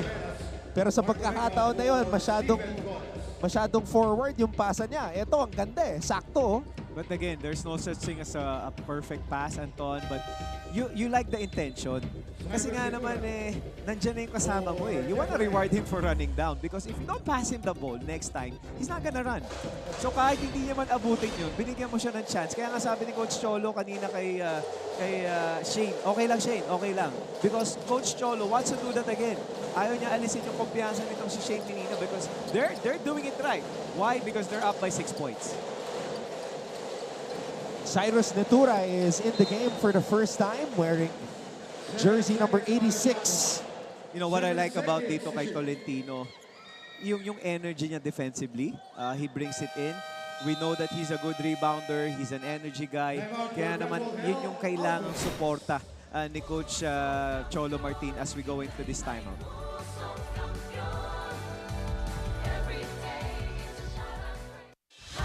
Minute na pala ako hindi humihingi. Watch GMA News in Public Affairs. Stand for truth. The digital newscast where you can find the biggest stories of the week. Binabaril kami talaga pag nasalaot kami. So kami, ano ang laban namin doon? Dalawang ranger po namin ay pinagpuputokan po ng baril. In-depth documentaries on issues, special reports, and analysis on local and global affairs. Mukhang hindi naman seryoso si Presidente na terminate yung MBFA. Na wala tayong asahan sa Western Pharmaceuticals kasi nabili na yun eh. That matter for every Filipino. Oh. So, gusto na lang daw po niyang umuwi na. Doon na lang daw po siya mamatay sa Pilipinas. Empowered by young producers. Binibining Lian Valentin kasama natin at the half para sa NCAA Season 98. Perpetual versus Arellano. 7 seconds to shoot. Netura will throw the inbound pass. Razon. Oh, blocked by Malyari. And guess who's back? Mark Denver Omega. He's really a scrappy player, a blue-collared workhorse. Itong si Mark Omega. Just when you thought that it was already a stop para sa koponan ng Arellano Chiefs, guess what? Mark Omega keeping that basketball alive. I mean, we see how well players like Justin Arana, Ato Olar, and JM Calma, recent bigs that dominate the NCAA, how they're doing right now as professionals. And you can only imagine how much better Omega will be by the time he's done here at the NCAA. Sky's the limit for Mark Omega because we all know what he's capable of. Another thing, Anton, why is it gonna be promising? Because he's getting the minutes. Yun yung malaking bagay eh. Because you're getting the exposure, that means you have so much room to grow. And you only grow when you're inside playing because that's where you make mistakes, learn from those mistakes, and be a better player. And this is just his second year in the NCAA, former Letran Squire. So talagang matagal na tong batang NCAA, si Mark Omega. We see off of the timeout that itong Perpetual opting to play zone as we look at this confusion coming from the referees. But ayun, they were able to resolve it right away. Yeah, again, referees make a mistake. Good thing about it is they're also helping each other out. Kaya naman nung nagkaroon tayo ng lull doon kinorek, which is the right call. It was really Perpetual help basketball. Barcoma. Omega working hard to post up Flores. Natatik palabas ayon sa ating referee ni Neil Tolentino. I think Neil Tolentino was right. Hindi niya nga naman natapik na bitawan nitong Nitura. But again, only one referee saw that, so hindi na i-contest yun. But good defense again para sa koponan ng Arellano Chiefs. Barcuma grabs his own rebound. Barcuma rising up for that floater. You were mentioning earlier, Anton, that nadagdag ngayon para kay Peter Pan Barcuma. That's why he already has 12 points. Wala pa siyang outside shooting during season 97. Ngayon, he didn't only have an outside shooting, but he also had that sweet floater. Yeah, that's a weapon that you can use in any level when you're not blessed with the height that other players have. You know, I was just wondering, during our time, wala pang floater eh. So, the advantage of a guard using the floater is talagang magkakaroon ka ng kumpiyansang umatake sa paint because you have the speed to break down a defender because of your, mas maliit ka, you're lower to the ground just like what you mentioned, pero may takot ka Drumite kasi ang layup kayang abutin ng malaking player, but the floater is ang taas ng trajectory ng bola nun. And you don't know when the player is gonna shoot a floater, not like with the layup. Alam mo agad na yung tinuro sa atin basic di ba? Parang ilalagay mo usually use the board. Kayang habulin yun ng mga malalaking players But the floater, wala kang gagamiting board So, ang taas ng float ng bola. Coach, kung si Tony Parker yung nagpauso ng floater in the US, but obviously he's from France, sino yung unang gumamit ng floater dito sa Pilipinas at medyo na perfect? That's a good question and a name just came out of my head. It's Mark Cardona. Before he used to do that spin, hindi pa nga floater ng tawag. Kaya nga, di ba, hook. That's why he was called, that's why he was called Captain Hook. Because he mastered that play, that offense. That's why he was really hard to stop. Ang hirap ng tira na yun. Kaya nga naman, ang ganda ng ni Cardona during that time because he was the one I remember. I don't know if there's anybody, but sa akin kasi vivid yung memory ko yung tira ni Mark Cardona because I used to guard him and I studied his game. He would always spin. He was dribble left, dribble left and spin and do the floater on the right. And the thing is, he wasn't the point guard. So, and like, mahaba yung galamay niya And he wasn't the shooter back then. And he was the only one doing that. Diba? Parang ano tawag dito? Basta kami doon, spin, sabay titira ng hook shot. But it wasn't a hook. Eventually, there was a name and tinawag na doon is floater. Yung pala yun. And now we see a lot of guards like Barcuma doing it, having their own versions and variations. Omega, double teamed. Kaya lang, medyo bumabad siya sa paint. And look at the energy of Cade Flores. That's what I like about Cade Flores. Just hit me. Just hit me. I mean, he's not gonna roll down as we look at the turnovers. Anton, eto na yon. Perpetual already had 12 turnovers while ito namang koponan ng Arellano only has 5. Kaya nga sabi ni Sir Pong, yun yung reason kung bakit 38 points na ang ini-score. And now make it 40 with Axel Dormal hitting on the back shot. Axel Dormal is one of the best players in the league in finding a way close to the paint and stopping and popping on those jumpers. That's why it's really good that they were able to adjust because during the Mapua game, I'm gonna go back to that, he was using the ball screen a lot. As we look at the seal na ginawa ni Mark Omega, tingnan mo, no? Yung stability nitong si Cade Flores is really awesome because yun na nga, di ba? Parang hingi pa But as we look at the replay naman, yung atake, Axel Dormal rejecting the ball screen, seeing that baseline and hitting that bank shot. And ang nagustuhan ko doon, Coach, sa banggaan na yun, it was emphasized on the replay. Walang personalan, laro lang. Yeah. I mean, that's what it should be played. You know, you could be physical, you don't have to be dirty. You could be physical, hindi mo kailangan mag-start ng usapan. Just expressing your what you did right. Kaya naman, you have to appreciate itong nilalaro nitong dalawa na to. But again, 14 points already para sa manlalaro na to. Kaya naman ang ganda ng galawan ngayon itong Arellano Chiefs. Kasi dalawang siko yun eh, yung tinanggap ni Cade Flores. But, you know, he was just hyping himself up. I saw Mark Omega walk down with Cade. No words were exchanged. You know, that was just pure physical basketball as we see Shane Menina get this shot to trickle in.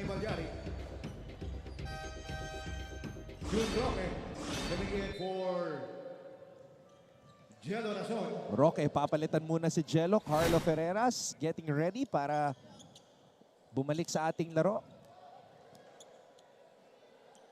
And look at the game of Shane Menina.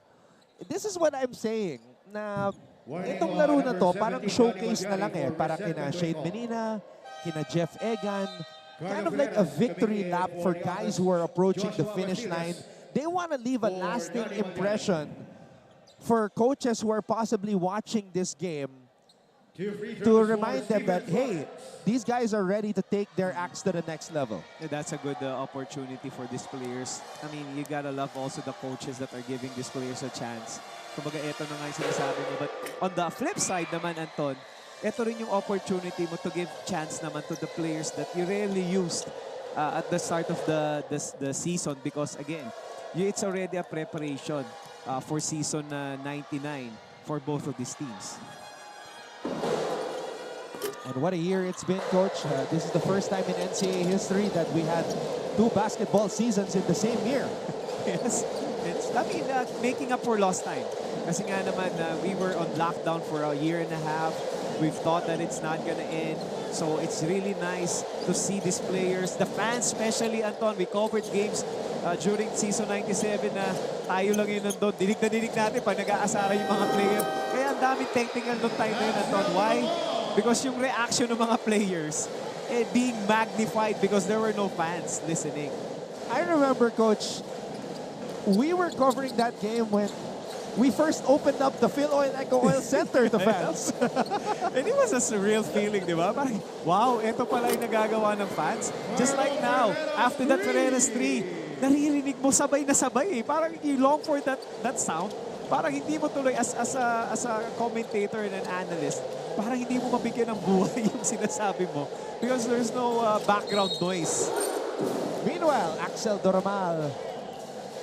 Oh, I hope he's okay. He's holding on to his right foot now. But this is what he does best. He finds a way to evade his defender and suddenly pulls up close to the paint. Very proficient with that move. Ferreras also. But Axel definitely top tier when it comes to players who can do that. The good thing about Axel Doramal, Anton, is he doesn't really have a signature move. Just like what we mentioned si Captain Hook, yung spin sabay hook. Ito si Axel, he could hurt you from every place. He could shoot threes, he could make a layup, he could do a floater. Ang dami niyang galaw. And another thing, he could pass. So that's why yung he's so ang dami niyang weapons. Kaya naman ang gagawin mo talaga yan, either you do a box in one, deny him, trap him on the ball screen, and that's the only time you could really limit him. Roque could not get that shot to fall as the buzzer sounded. But what an eventful first half.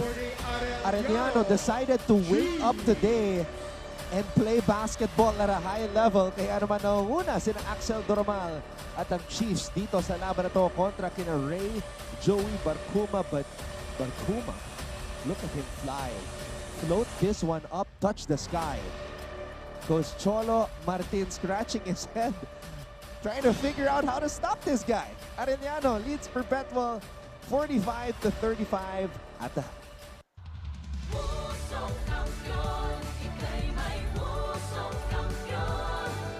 News and Public Affairs TikTok, Facebook, and YouTube channels. Stand with us, stand for truth. Hi, surprise guest! Hello. Surprise guest, ikaw ba ay into politics din? Isa ka bang artista, singer, vlogger? Surprise guest, ikaw ba ay isang artista? Pwede. Politiko? No. Athlete? Yes. Surprise guest, is that you, Kylene? Yes Wow, tumama ako, yay! Bye. Igan, grabe ka! Congratulations on your new program. Ate V!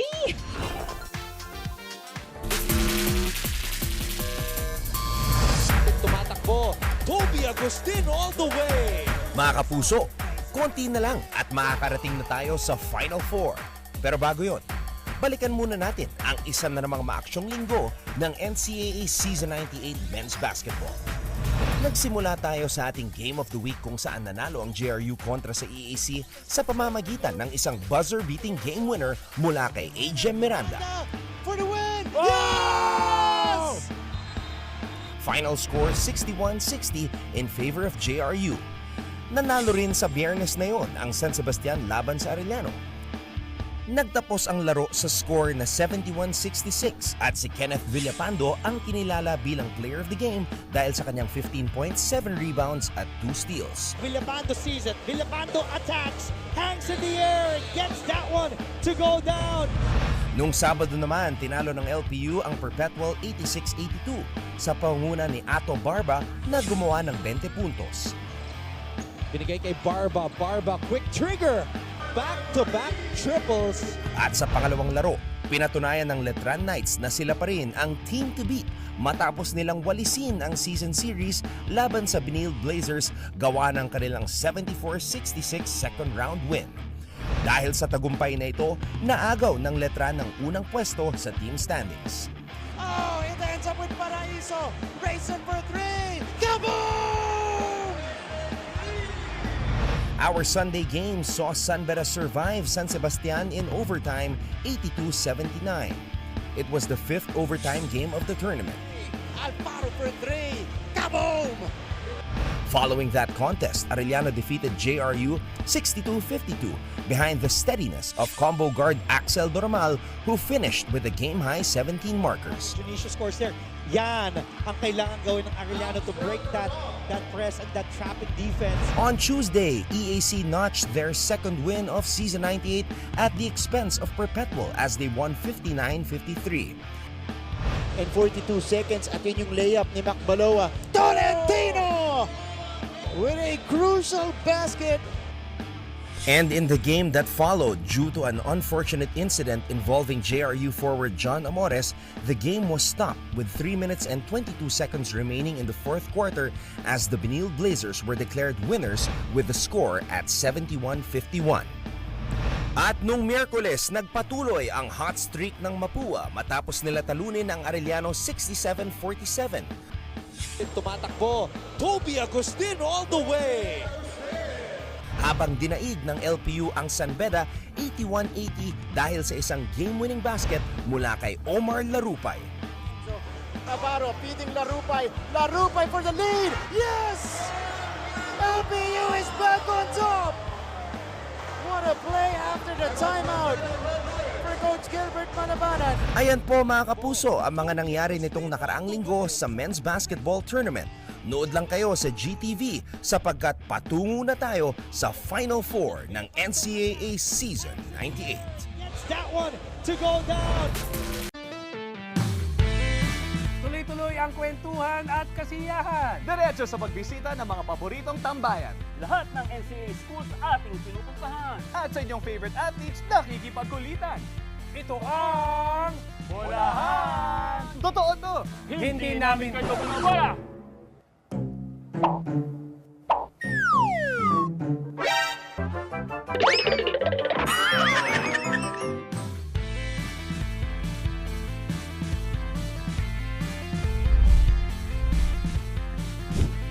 Intramuros o Inside the Walls, ang pwesto ng Spanish government sa Pilipinas, ilang taon na ang nakakaraan. At noong 1925, itinayo ng unang registered Filipino architect na si Thomas Mapua ang Mapua Institute of Technology na eventually naging Mapua University. At ngayon, kilalanin natin at kausapin ang Mapua Cardinal. It's a bird! Cardinal bird!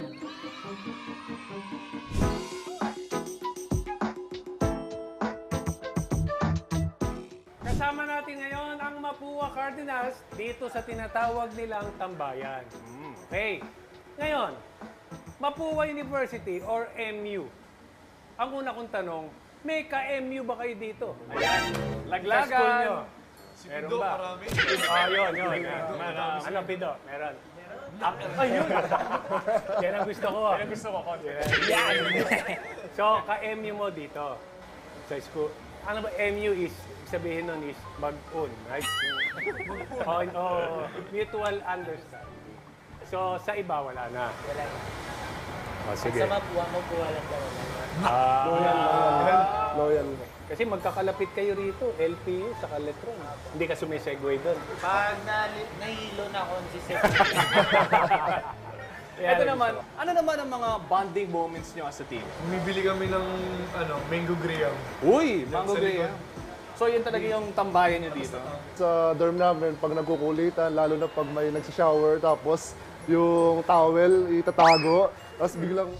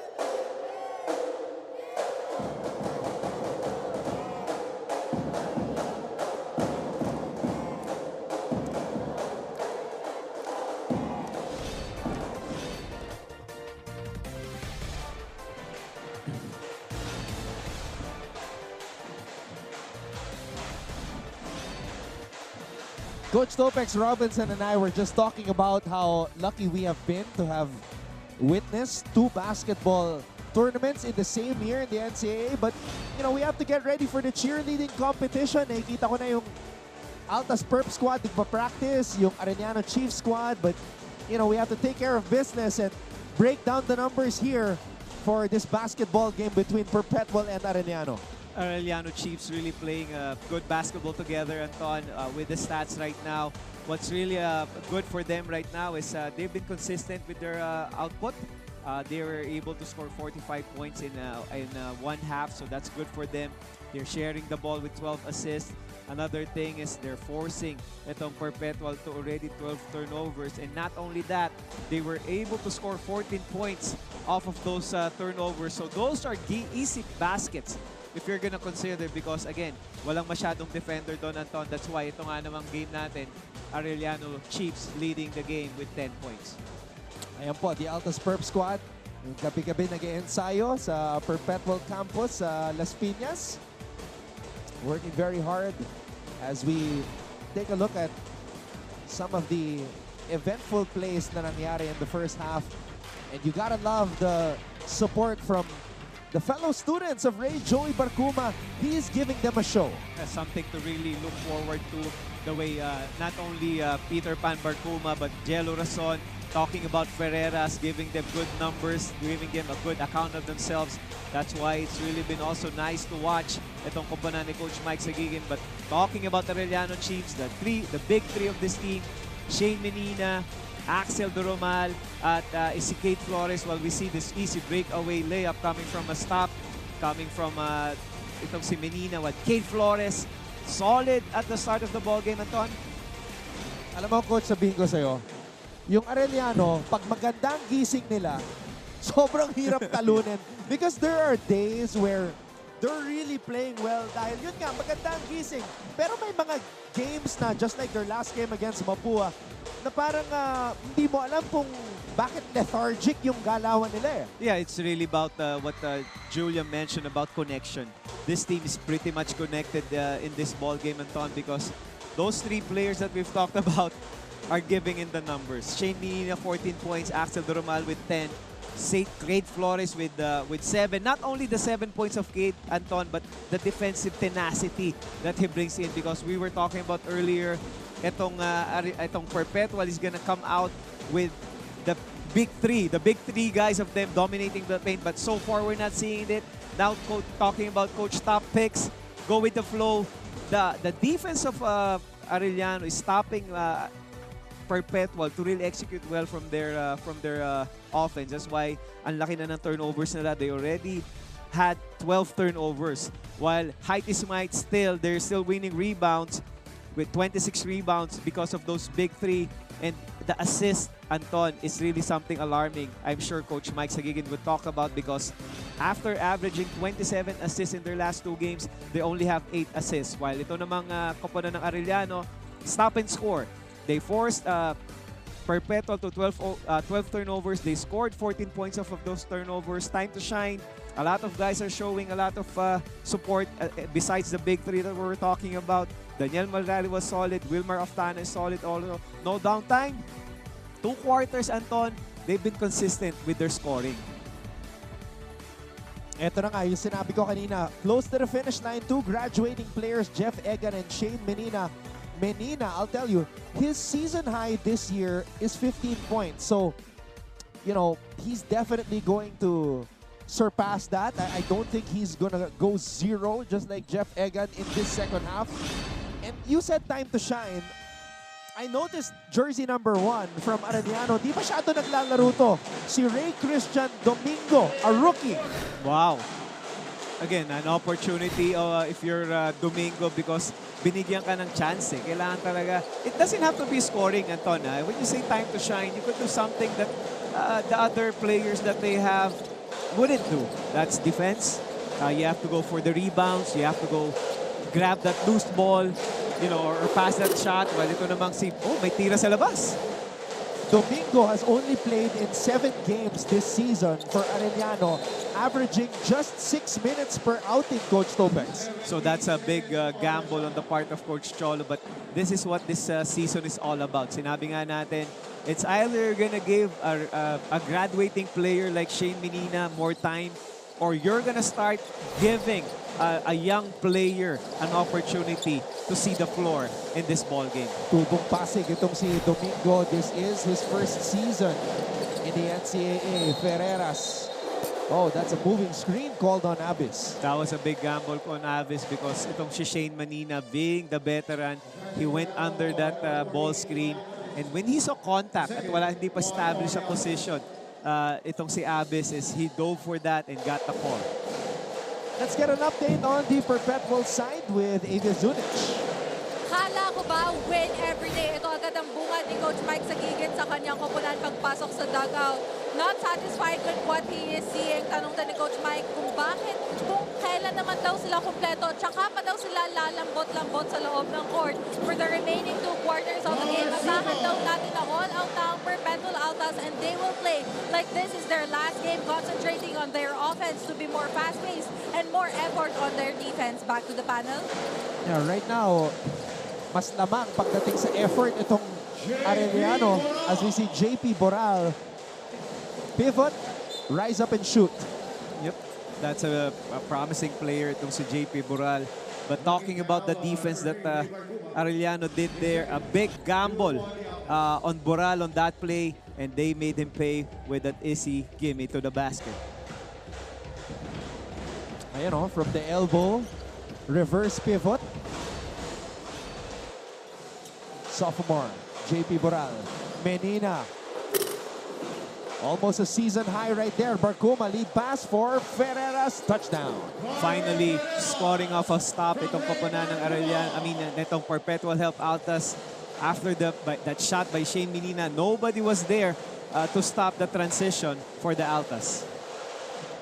Menina, binigay kay Axel. Axel, 1 dribble. Menina. Si Domingo tumitira. He has the green light. That's the second 3-point attempt he has taken. Oh, Lars Sunga. He's just enjoying it right now. Kanina pa tong si Lars Sunga really getting that offensive rebound. Not only getting that rebound, but also scoring off of that rebound. Ferreras. Another turnover. Domingo picks it up. Domingo asking for a foul there, but last touched by a Perpetual player.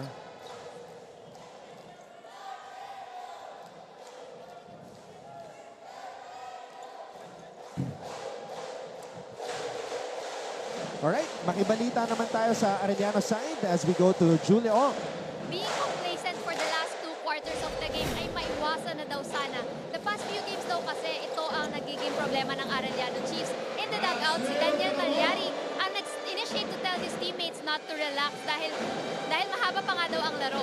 To play smart, maintaining the intensity, and continuing to do well ang mga paalala ni Coach Cholo para sa Arellano Chiefs. For now, back to the panel. Yep, they've got to maintain this kind of activity. Menina, there you go. A new season high for Shane Menina, 17 points. You gotta love the activity defensively of the Arellano Chiefs. As we saw on that layup kay Barcuma, Axel, or even itong si Cade Flores, not giving him an easy drive to the basket. This was that shot earlier by Domingo, just the 7th three-point attempt for him this year, and Lars Sunga loving the moment. Ito naman, I was describing yung play style ni Axel Doramal. He loves shooting close to the paint, and this was the triple that gave Shane Menina his new season high, 17 points. I gotta ask Pong Ducanes what Menina's career high is. Pero medyo mahaba-habang back read yan. You have to go to 2015. Mapuwa pa. So pinapagod mo naman si Pong eh. Kailangan maghanap ng mahaba-habang basahan to ng stats. Okay, pero para sa Arellano, this is his highest scoring game for Arellano, 17 for Menina. For sure, and 17 and counting because, ayun, buti na lang nagpalit na ng depensa itong Perpetual because you know that these are 2 veteran guards, and playing zone against them is gonna be a problem for you because why? They know how to read the defense, one thing, they know how to pass second, and they know how to score. Speaking of scoring, this guy right here knows all about that. Axel Doramal open for 3 and he knocks it down. What Mapua did was put pressure on Axel Doramal. Why? Because there was no Shane Menina back then. But now you have a duo combination which is going to be deadly. As we look at this replay, they're just moving the ball around, Antonio. At sinabi mo nga connected tong mga manlalaro ni Coach Cholo Martin. Why? They don't seem to panic no matter what the Altas are doing defensively. It's because of this kind of play from Arellano why I said kanina sa game on that among the Final Four contenders, I think the Benil Blazers have the toughest schedule because they have to play LPU, Arellano, and San Beda. All right, we'll talk more about that when we return. Arellano, napakalaki na ng kanilang kalamangan. They are up 57-41.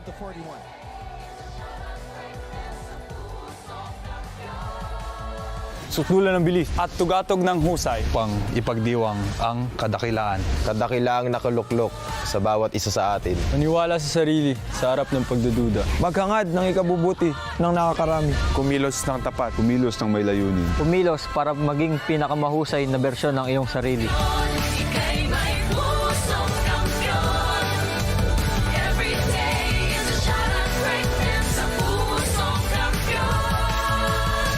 Achieve greatness every day.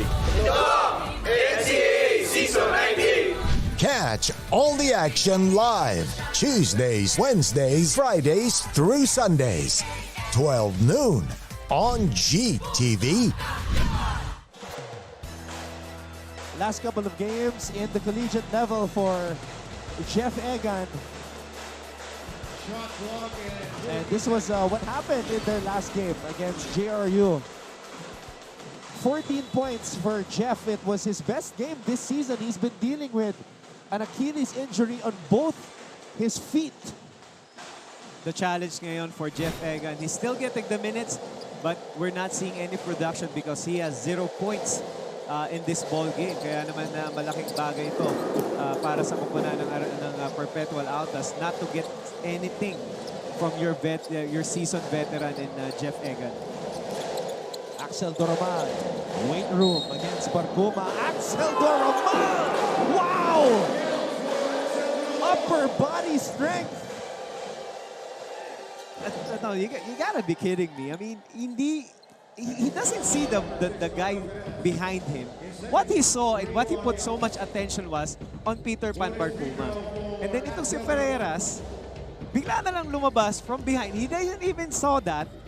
he felt the foul, the contact, but was still solid finishing. And you're talking about him hitting you in all angles. And he told me before this game that he still has 2 more years of eligibility in the NCAA. Wow. Kaya nga sinabi mo, isa lang ang mawawala. Gagaling pa yan.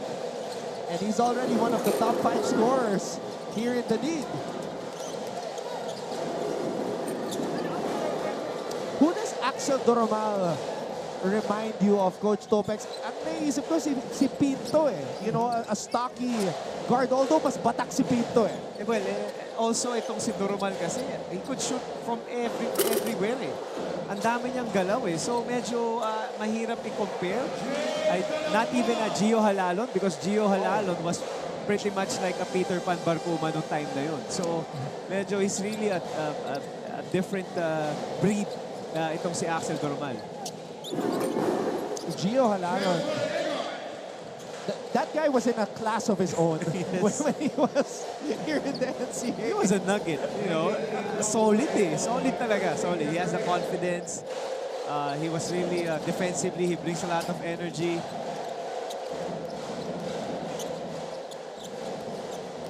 Menina. Ayan, nakalaban si Gio. Yan ang experience, Coach. Talking about connection, who are the 2 players that touch this basketball? Shane Menina, Axel Doromal, and Cade Flores. Ferreras floating that one up, in, and out. Flores, Doromal, back to Cade. Cade, unselfishness. Arellano lost by 20 against Mapua in their last game. Now they're up by 21 against Perpetual. I think they lost by 30 points during that game. Oh, wow. So that's something that kaya sinabi mo, iba yung gising nitong koponan ni Coach Cholo Martin, because if you are CSB and you see this game being played right now, it's gonna be something scary. Because yun na nga, sabi mo, ang ganda ng nilalaro nila. Not only on offense, defensively they're so active. Why? They already forced 14 turnovers in this ball game. You're right, Coach. And they scored 18 points off of those turnovers. Yeah, easy baskets. Easy baskets. Just like now, madadagdagan pa yun. And they're running 13 fast break points, Coach. Like, if you want to look up a game na maganda yung gising, ito yung game na yun eh. Definitely. I mean, that brings so much energy or life into a team. Kagaya nga no sinabi mo, wala nang, statistically, wala nang chance sa Final Four. But why are they playing this way? That's scary for CSB. Shot clock at 14 seconds. Yeah, our buddy here, Pong Docanes, is putting out some interesting tweets on Twitter. You can follow him at Ompongski. He's been talking to Coach Charles Tew about how old he was when Benil last made it to the Final Four. As Menina shoots a 3, Omega comes up with the rebound. Coach, when you were playing, nandun na ba yung Blazers or wala pa? Meron na. Meron na. Yeah, I Okay, think that was sila Sunday, Salvacion. They came in 1998, Sila Kaloy, right? Coach Kaloy Garcia. Sila yun, yung mga players na yun back in the days. Yeah, that was their first, I think their first year. Kasi I remember nung Baste kami, nakita namin CSB, mga gwapo eh. Mga tisoy, because nandun si Coach Kaloy. Sabi namin, mga artistahin to, just Tony Alarcon ah. Mga baguhan sa liga, pero may dating. Oo, may dating eh. Ang gaganda ng mga forma nila dun eh. Si Dat Franco. Those are the players that they used to have during those times. Shane Menina, though, Coach Topex, look at this. Will take a shot, get fouled.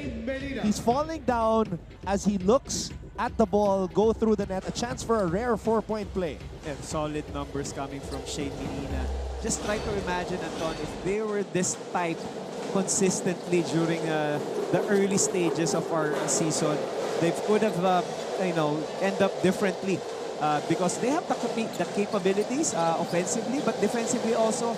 Gaya nga sinabi ni Coach Hammer, ang ganda ng galawan nito defensively. Oh no. All players, please proceed to the shaded area. And you can see the improved security. Almost instantly, there are bouncers on the floor to prevent.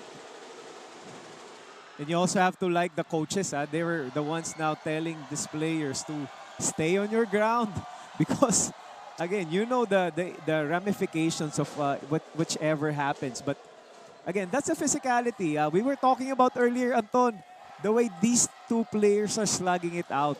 You know, not giving an inch for each other, but nabati yata yung binanggit mo kanina. Yeah, I am shaking my head right now because I am disappointed. Kanina sinasabi ko, walang personalan, pisikalan lang. This is basketball. It's a physical sport. But I guess the frustration has gotten to the head of Mark Denver Omega because this is now a 26-point lead by Arellano University. But you can see that the league has learned from the previous incident. There are now bouncers who are ready to get on the court to prevent any violence from happening. Kagaya ng sinabi ko, Anton, there's no such thing as a no-bearing game in the NCAA because there's so much pride going on in their veins, and they will not allow a roll and die game for them to slip. You know, when I walked into the arena, somebody joked to me saying, it's gonna be an ordinary day today, right? You're wrong.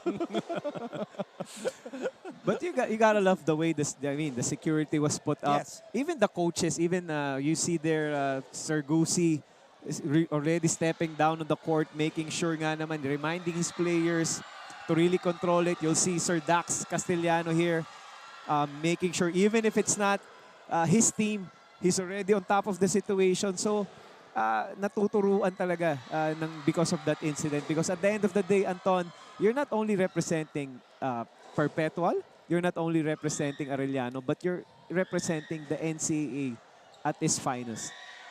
Coach Topex, was Sir Frank already the Mancom representative of San Sebastian when you were playing? Yeah, he was the one that really told me to stay with San Sebastian because I had a chance when I was a reserve during, it was 1995. And then I had an opportunity, I think, to transfer to University of the East. Wow, that's yeah, but I never knew that. yeah, kasi tawid lang sa recto eh. Yes. Nandun yung UE and then he told me, dito ka na lang magstay. Sabi niya, bata, dito ka na lang magstay. And I guess I made the right decision because, again, I don't know whatever would happen to me when if ever I transferred to UE. But what I was sure of, I was blessed to be a part of the 5-peat San Sebastian Stags back in the days, together with the, I guess one of the greatest basketball 5 in college history in the Buboy Tanige, Jasper Ocampo, Brixter Encarnacion, Romel Aducol, Banjo Calpito. So those are just the names that I was blessed to be a part of. And coached by Coach Turo Valenzuela and coached by Cristobal. When did Coach Rodney Santos come in? He left before when I came in. He left okay. 1996, I think. Yeah, and that was, sinabi mo, Rodney Santos, Jordan yun ng NCAA. Everybody could, kung meron pang clips no ng college, Rodney was really, again, at a different level. All right, so again, we have Commissioner Tonichi Pujante, our head of officials, Hector Villanueva, talking with our referees. Our bouncers are in place to make sure na hindi na makatawid yung mga manlalaro from either side to where they should not be. But nagkaroon po kasi ng scuffle sa pagitan ni Mark Denver Omega and Cade Flores. Both have been getting into it since the start of this game. In the first half, we thought it was, going to be all about just plain physical basketball. Pero as I recall my memory, may tulak eh. There was a push from Omega. Actually, prior to that play, Anton, nagkakaroon na talaga ng girian eh. Because again, nobody's trying to give an inch. This is so much, kumbaga yung sabi ko nga sa'yo, you're dealing with pride here. And isang bagay yun. And again, good thing also, you have good teammates that took you out of that situation. I always tell this to my players, if one of our players are in that situation, try to get him out of there as soon as possible. Anton, ikaw yata swerte sa mga ganito eh. Because I think you Dapat were... yata lagyan ng ng speaker yung arena eh. Kasi pag sinabi kong grab a hold of this guy, you better make sure you grab a hold of this guy. Literally. So let's see now what the referees will do. But again, you gotta love the swiftness of security here. There was a foul on number 17, Danny Malyari. Double foul called on number 23, Mark Omega, and Kate Flores. And unsportsmanlike foul, criteria 1 on number 23, Mark Omega, for not a legitimate attempt to play the ball within the spirit and intent of the rules. Mark Omega, 5 fouls. All right, FIBA criteria 1. Because he pushed Cade. That's 1 foul. And then another one. Kasi na double foul, coach. So that's 2 fouls. So he fouls out of the game. Wow. And we were just talking about, in the first half, about his problem, wherein he always fouls out. And then at this point of the ball game, Anton, you cannot afford to lose Mark Omega, but the eventualities there. I might be wrong, but I haven't really seen their other big man. Si Martel, no? Martel hasn't played. So I'm not sure if he's healthy to play or he's capable of, but obviously his services is going to be needed. That's a great point, coach. Wala na, hindi pa naglalaro. Wala na si Mark Omega, just for the fans that's tuned in. He has his 5th foul because of those incidents. A double technical, a foul, and now he's gone with 5 fouls. Actually, ang tinawagan ng foul si Malyari. Malyari, yeah, on the other end. Yes. Yeah. Away from the ball though, yun yan. Scuffle, tas tinulak ni Mark itong si Cade. And again, just for clarity's sake, in the amateurs, in the collegiate, ang technical foul, Anton, is considered as a personal foul. Not like in the pros, it's not considered a personal foul. So, yun yung malaking bagay. And you only have 5 fouls. We were also talking about nga how you always should use your fouls smartly. And I don't think Mark Omega did what we were talking about. Yeah, you definitely should not foul out with an entire quarter left to play. Especially if you're a starter and the best big for your team.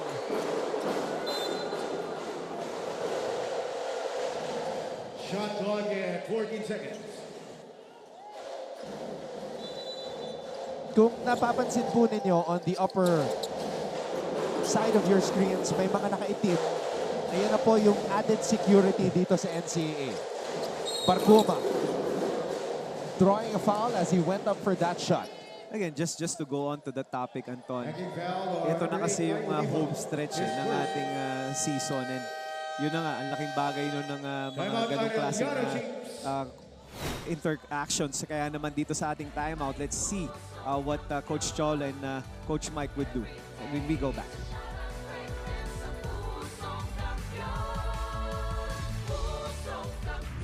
Keep up with non-stop in-court action with GMA Sports. Catch the latest sports news here and round the globe. Be thrilled with conversations about the finest athletes and sports personalities. It's again, yes! And Mamuski with a 1-2 is now down to just 6.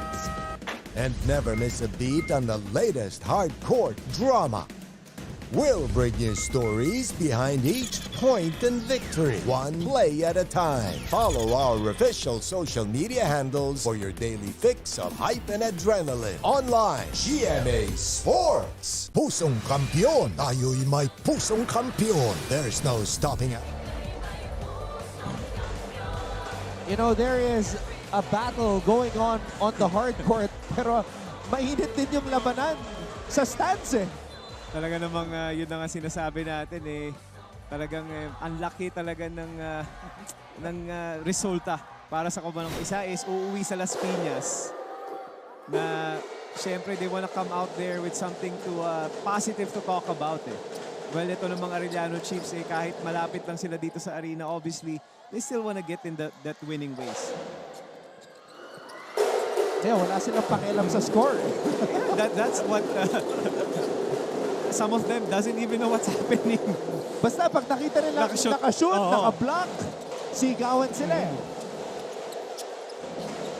Mantua will set up the offense for Arellano. Oftana. Step back. Oftana susubok mula sa labas. Nothing but net. This what a 20-point lead or more could give you, Anton. Kasi bumubuka yung ring eh. Ito yung sinasabi natin na nagiging batsa yung ring kapag malaki kalamangan mo. You're shooting with a lot of confidence. You're moving with a lot of confidence. Kaya naman malaking bagay ito para sa koponan ng Arellano Chiefs because isa pa dito, Anton, wala dito yung kanilang big three sa court right now. So, but you were still able to score. Again, a lot of opportunities for the other players of Coach Cholo Martin to shine. Still have a lot of basketball left to be played, Coach Topex. 2 minutes and 26 seconds remaining here in the third and an entire fourth quarter to go.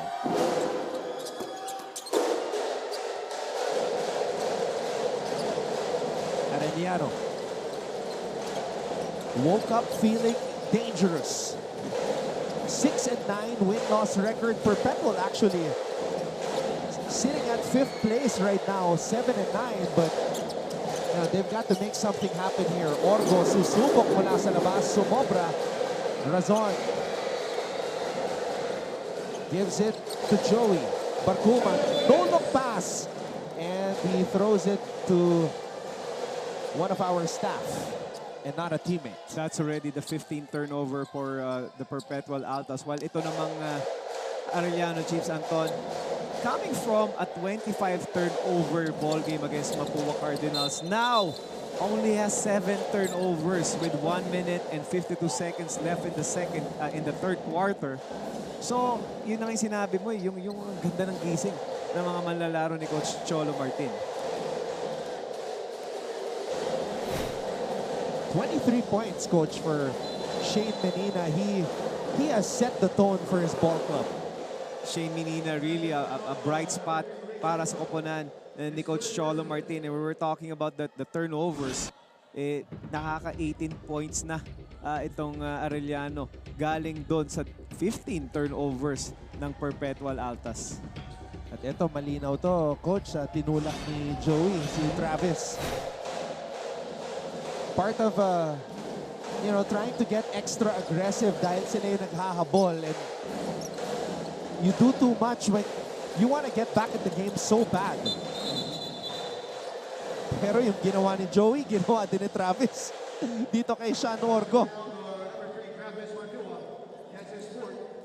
Talking about the problems that the Perpetual Help Altas are having. They had 16 turnovers and only, again, 16 field goals made.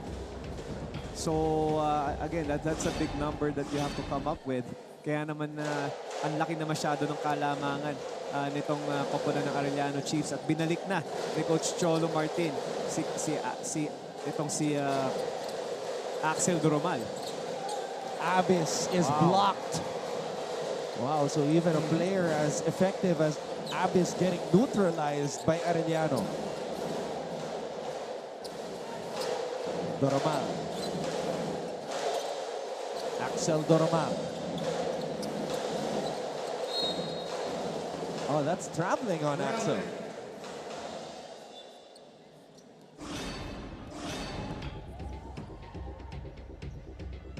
Actually, Axel Doromal doesn't know there was a traveling. He thought somebody grabbed his arm. As we see Coach Mike Sagigin, that frustration because nothing's really happening with this offense right now. You have to give credit also, Anton, to the defense of the Arellano Chiefs. Meanwhile, Sean Orgo knocks down a triple. Abastillas.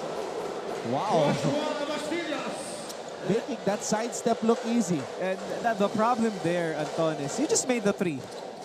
I don't know what you did, pero nagkaroon ng opportunity agad in less than 3 seconds. Nakascore ka agad itong koponan ng Arellano Chiefs. Let's see now, back-to-back threes coming from the players of the Perpetual ALTAs. That's Orgo and Razon. This is Axel Doromal will play for the last shot in the third. Good matchup here, Doromal and Razon. Axel throws the ball out. Talampas had a block on Abyss earlier and he knocks down a triple. Razon blocked by Talampas. Oh, this guy is everywhere. Number 10 for Arellano, Jade Talampas, blocking the top two players of Perpetual, Razon and Abyss. And what a day it has been for Arellano University. Coach Mike Sagigit's team, desperately wanting to get back in this game, but gaya na sinabi natin kanina, ang ganda ng gising nitong Arellano ngayong araw. 23 points, possibly a career high for Shane Menina, but definitely his best game in an Arellano uniform.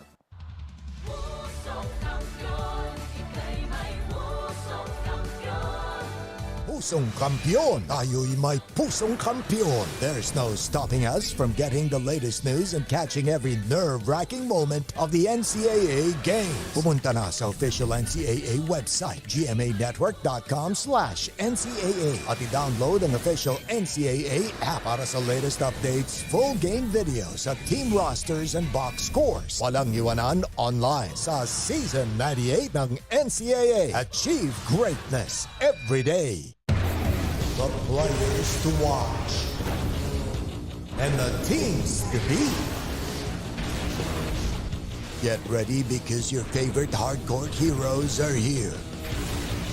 This is your NCAA Season 98. Achieve greatness every day. Catch all the action live Tuesdays to Wednesdays and Fridays to Sundays, 12 noon on GTV.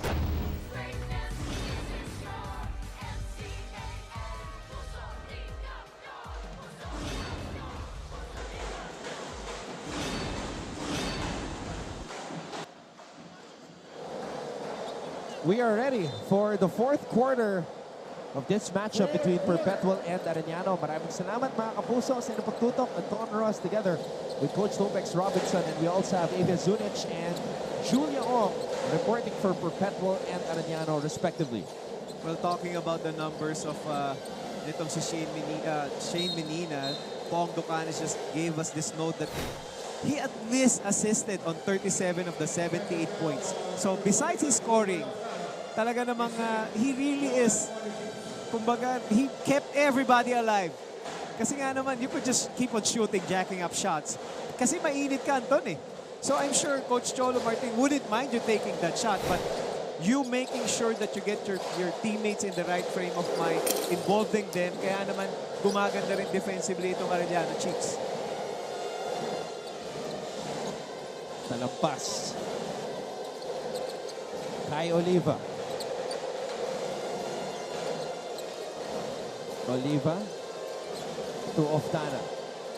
Doromal has it with 5 on the shot clock. Doromal leaning on that 3. Grabs his own miss somehow. My goodness. So Doromal has been doing a lot of very impressive things today. Yeah, just what we were talking about itong si Shane Menina, scoring and assisting. Ito naman si Axel Doromal, scoring and rebounding, keeping the ball alive for the Arellano Chiefs. And now passing. Oh, talampas. Sayang yun. He had 2 good blocks to end the third. Pero medyo malalim siya doon on that fast break layup. That layup could have broken the back of the Perpetual ALTAs at all. Ano na kaya nangyayari sa Arellano side? Makibalita tayo kay Julio. Anton and Coach Topex, may nangyari man. Kate Flores assures us that we don't have to worry about anything kasi daw relax lang daw siya at tuloy daw natin ang laro. Pinaalalahanan naman ng coaches ang Chiefs na mag-focus. Huling quarter na nga daw, huwag na daw sana silang magmamadali. To finish this game strong and on a good note, yan daw ang pinakamahalaga. For now, back to you, gentlemen. Yeah, we have to commend Cade Flores for not retaliating after he was pushed, Coach Topex. Yeah, again, he was good thing also, but the cooler heads prevailed. Kasi nga naman, they have an opportunity, but he grabbed them out of the situation, as we look at this mini run that Arellano or the Perpetual ALTAs are putting out. And this is something that we were talking about off camera. Perpetual has the potential to explode at any given moment because of the kind of style that they play. They were able to force itong Arellano Chiefs to commit back-to-back turnovers. And not only that, Anton, they were able to score on those turnovers. At napag-usapan din natin na kailangan ng ibalik ni Coach Cholo Martin itong si Shane Menina because nawala ng konting flow yung opensa nitong koponan ng Arellano Chiefs. Interesting lineup on the floor for Perpetual. This is a very fast, small ball type of 5 na pinasok ni Coach Mike sa gigit ngayon. Yes, because you're down by 20 points with 7 minutes and 38 seconds. You really want to speed up this basketball. Alright, makibalita muna tayo sa Perpetual side with this report from Avia Zunic. Gentlemen, it may have been a frustrating afternoon for the Perpetual ALTAs, but Coach Mike Sagigit continues to remind his players to keep calm and so they can perform better. Ani ni Coach Mike, there is a lot of time to work with. Hindi naman daw kasi sila makakakuha ng mabilis na points para makahabol sa Arellano Chiefs. Kaya dapat unti-untiin nila ito kung ayaw daw nila umuwi ng malungkot. Dagdag ko lang din na prior to this game, Anton and Coach Topex, kala ko tahimik lang si John Aves, pero siya pa ang sinisigaw from the bench. Nalaban lang at pumapalakpak every time may nakakashoot from the team. Back to the panel. At si John Avis na lang ang natitirang, well, nandiyan din si Jeff Egan, but you know, you have Orgo, you have Richard Movida and Carlo Ferreras on the floor para sa Perpetual. So a lot of young blood here on the floor. Parang tinamaan dun si Shane Menina. That's a good call by the referees, at least to review that play because all players please proceed to the shaded area nakita naman in natin front of your Shane respective Menina benches. felt something. And the referees were quick to act on that one, trying to review the play and see if there's a unnecessary movement as we look at this replay, Anton. That's Sean Orgo on him.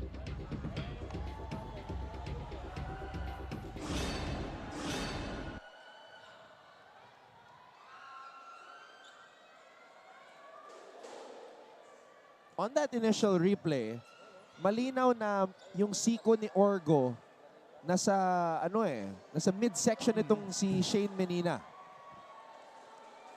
And I'm sure there's no intent to harm naman coming from Orgo because ang sinasabi nga natin, kaya nga nagmalate itong si Coach Mike because he wants to put in pressure. Pero siyempre nga naman, the referees are making sure they want to be on top of this situation, Anton, making sure that ma-address yun. And now it's going to be a foul. So it's just going to be a regular foul, Anton. Upon review, it was a hacking foul on number 15, Sean Orgo. Yep, just a hacking foul, regular foul. Travis Mantua coming in for the Akala ko yung sub si Shane Menina, pero wow, is Arellano matching the small ball lineup of Perpetual? Yes. I think he needs more guards for Arellano because napag-usapan natin, they committed 3 turnovers consecutively because of the pressure that the players of the Perpetual ALTAs are putting in. Menina on the drive. And Menina is fouled on that fishing expedition. Hacking foul, number 17, Richard Movida. His first 2 on the ALTAs. 2 free throws for Shane Menina.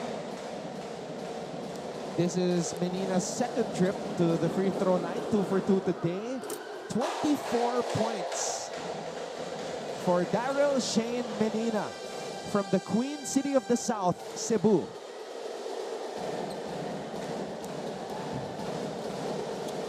Talking about Cebu, Anton, andyan yung isang idol natin, si Consular Dondon Ontiveros. Oy! Na I'm sure is been watching this. Isa pa dyan si my former teammate, Junti Valenzuela. TV timeout. 80-61 na unang Arellano kontra sa Perpetual. Make that 63. We'll be back after this short break.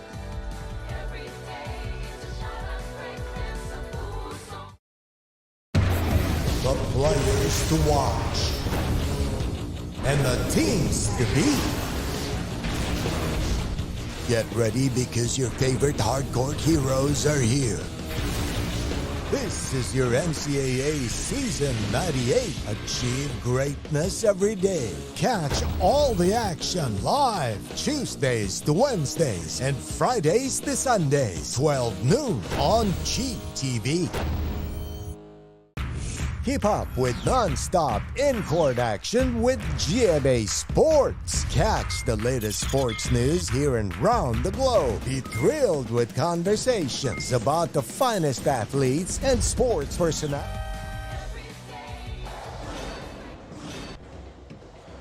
Perpetual trying to come up with a run as we see this pull-up jumper from Jeff Egan, nothing but net for the Perpetual captain. Coach Mike Sagigit, one stop at a time. Yan ang hinihingi niya sa kanyang mga manlalaro. A steal here by Orgo. Orgo to Jeff Egan. Orgo, inside pass, Abis. Fly-by move, nabitawan ang bola. Ferreras. Oh, that's going to be traveling on Carlo Ferreras. Referees are saying it's a foul as he was on the way down. Siguro kinapitan niya itong si Travis. Let's see. Oh, okay, on the left. Wow. Yeah, on the left. Tumama yung left elbow. Itong si Ferreras.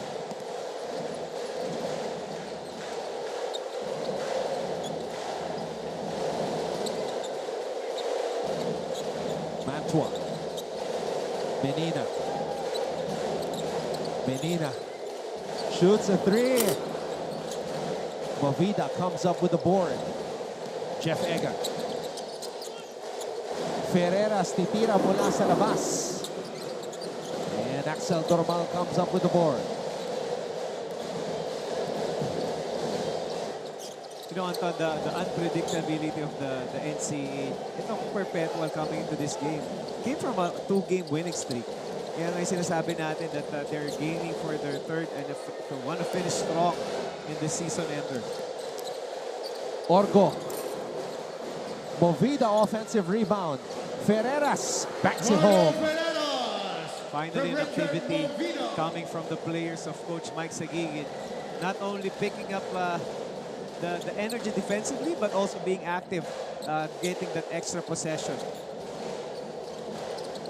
Menina.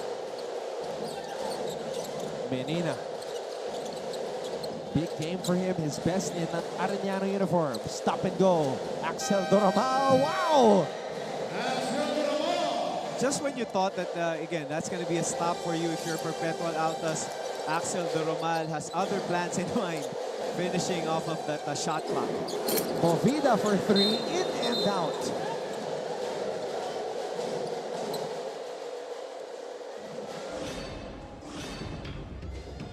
But look at this move by Axel Doramal. Tatlo yung dinaanan niya para makashoot. That's why if you're Perpetual Altas, you have to ask yourself, do you want to trap that, Anton? Because if you want to take away that ball out of Doramal's hands, as we see Peter Pan Barkuma just, you know, having that grins. Ega, difficult shot. Drowning underneath the arms of his defender.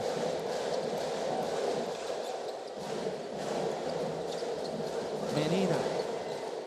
Cebu City versus Orlando, Florida. Happening right now. Flores. Oh, blocked by Egan. Flores, another opportunity. Natapikan ni Egan. Flores gets the ball back. Flores powers his way up, but too strong. Movida back to Egan. Egan No look pass inside to Abyss. A lot of extra activities off of stop itong Perpetual ALTAs, keeping the basketball in the game still within striking distance. As we see another steal coming from Egan. And Coach Cholo Martin has seen enough. He rings the alarm. Perpetual cuts the Arellano lead down to 13.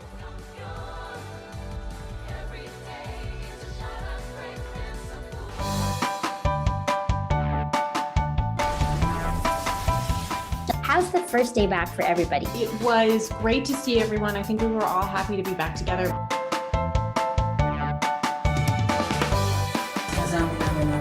We will never get lost because we have our parents. Kumusta, Alexandra? Salamat at nakapunta ka rito. Come with me for a tour of the world's biggest IKEA store. Being a PWD kasi in the Philippines is quite difficult. Yun yung engineer nyo. Babae pala. Bakit nga ba tila nabura sa kasaysayan ang sistema ng pagsusulat na ito? Always stay up. Perpetual on a run. You know, at one point, they were down by 28, Coach Topex. Yeah, they put in locks on defensively, and they were rewarded because back-to-back turnovers coming from the players of Coach Cholo Martin. That's why bigla siya tumawag ng timeout. Just to remind these players, di pa tapos ang basketball, guys. Kailangan pa rin natin umiscore. Because we know that kumbaga itong Perpetual will not just gonna roll down and die. Oh! Ball passing through the fingertips of Shane Menina. 14 seconds on the shot clock. Hey, 3 minutes and 56 seconds is a long time in basketball. We were talking about the no downtime para sa koponan ng Arellano Chiefs. For the first 3 quarters, Anton, they were at it. You know, we were talking about the connection. There's a lot of team play, not only on offense, but also on defense. But ito na naman yung sinasabi natin, yung consistency ng mga manlalaro ng Arellano Chiefs is questionable right now. Doromal. 20 points today for Axel. Doromal to Menina. Menina for 3. Rebound Ferreras. Barcuma. Egan. Egan whips a pass inside. Stolen away. Menina. Oh, Orgo strips him. Barcuma. Cross-court pass. Orgo for 3. Shot Orgo with a 3-point bomb. That's already the 19th point of the Perpetual ALTAs in this 4th quarter alone, Anton. Arellano has only scored 4 points in this period. Kate Flores denied. Altas on fire. Orgo. My goodness. Arellano is desperately looking for a fire extinguisher. The 22nd point already for the Perpetual ALTAs. They are in panic mode right now. Mayhem here at the Phil Oil Eco Oil Center in San Juan. Jeff Egan, offensive rebound and the putback.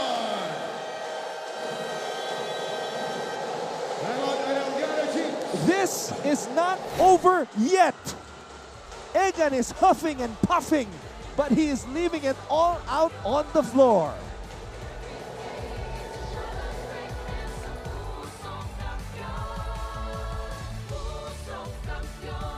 Been easy lately, so we're here to make your day, featuring amazing, funny, and heartwarming stories to bring you something bright and sweet and get you dancing through tough times. Simple joys that remind us of the many reasons we can still smile. Cleanse your timeline with Make Your Day. Join us on YouTube and Facebook and share your stories too. Let's spread more awesome, wholesome content out there. Make your day!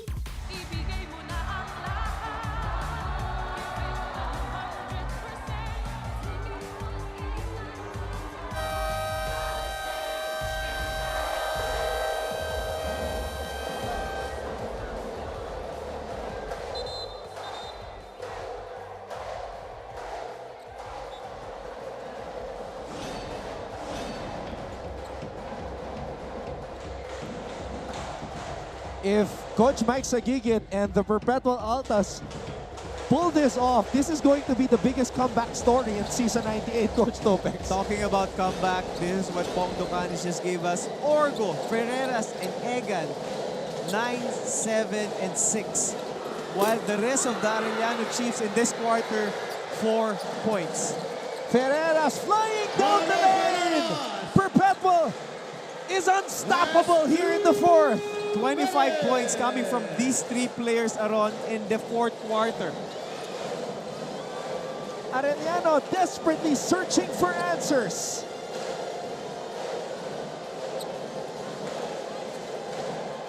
Doromal. Inside to Flores. Flores finally a bucket from the guys in blue.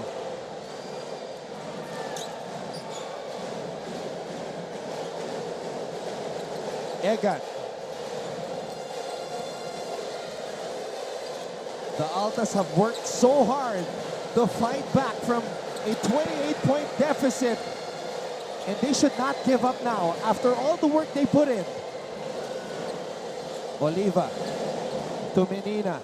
His best game in an Arellano uniform. 25 points today. Menina for 28 points. Short. It is Perpetual basketball. Jeff Egan. And that's a foul on Daniel Malyari. Grabe yung kumpiyansa nitong rookie na to. Shot Orgo. Danny Malyari, 5 fouls. Sa isang iglap, 12 puntos na. Orgo just throwing it out of there. Everything on the floor. You know, giving life or injecting life dito sa koponan ng Perpetual Health Altas. Time on Perpetual Health Altas. They're almost there. Perpetual is. When it comes to completing this comeback win, Coach Mike Sagigit wants to talk things over. They will shoot free throws when we return.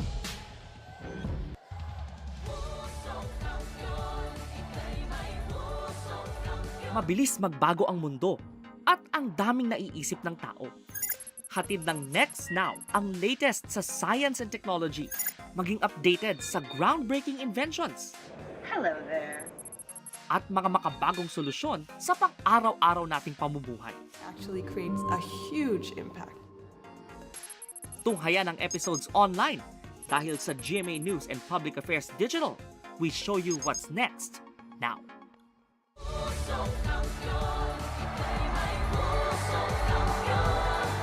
We're not in the Final Four yet, but we are experiencing Final Four vibes, Coach Topex. Just what I told you, Anton. There's no such thing as a no-bearing game in the NCAA. I hope you got the message right. Yeah, so sa lahat ng mga fans na nanonood who know that sometimes we present to you guys no-bearing games, you know, remember this game because there's no such thing as a no-bearing game. You just have to give the Perpetual Health Altas, I mean, give them credit, man. You just thought that they're just gonna roll down. Guys that Coach Mike Sagigit putting in numbers, putting in the effort. As we talk about this shot by, again, another miss. Sayang yung tira rin for Egan. That could have been only a one-possession ball game, but still now, one possession with 2 possessions right now. Perpetual trailing by 5. Kanina nakita na natin itong si Jeff huffing and puffing, Coach. Oh, and fatigue now becoming a factor for Egan. That's 2 missed free throws. But look at the defense, swarming over the Chiefs like a pack of rabid Wolverines. And they force a 10-second violation. Arellano. Coming in for Jeffrey Egan. Wow, they are struggling to get past the finish line right now. I mean, Perpetual Altas not giving up this fight. Okay, referees have to remind Cade Flores and Jel Razon that, you know, nothing extra should happen anymore. But an interesting matchup situation there. Flores is the one defending Razon. Barcuma. Oh, if Perpetual scores here, this is going to be huge. Orgo, bitin, rebound Menina. At natapikan mula sa likod. That's a foul. Shane Menina. Now Perpetual is not yet in the penalty. One more, and that's going to put an Arellano player on the line. That miss by Orga could have been big for Perpetual because, again, it could have brought the lead to 2 points, Anton. Doromal, dinoble team, binigay kay Menina. Flores picks up the ball just in time. Doromal gives it back to Cade. Almost a steal by Barcuma. He completes it. Orgo all the way. 3-point game. And 11.7 seconds remaining in regulation. Menina. Oh. Are they going to foul? They finally do with 5.3 seconds remaining.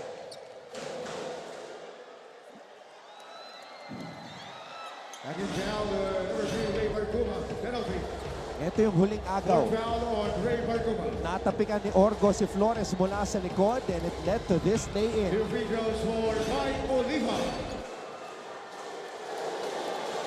Kai Oliva with a chance to put this game on ice. 2-possession game now for the Chiefs. What a way to finish this ball game if you're Oliva, because again he was struggling in this before the start of this ball game, Anton, and again putting some finishing touches, but di pa tapos with 5.3 seconds. I don't know if Coach Mike still has a timeout. He could be easily just draw up a play. Yep, he still does have a timeout. He just called it.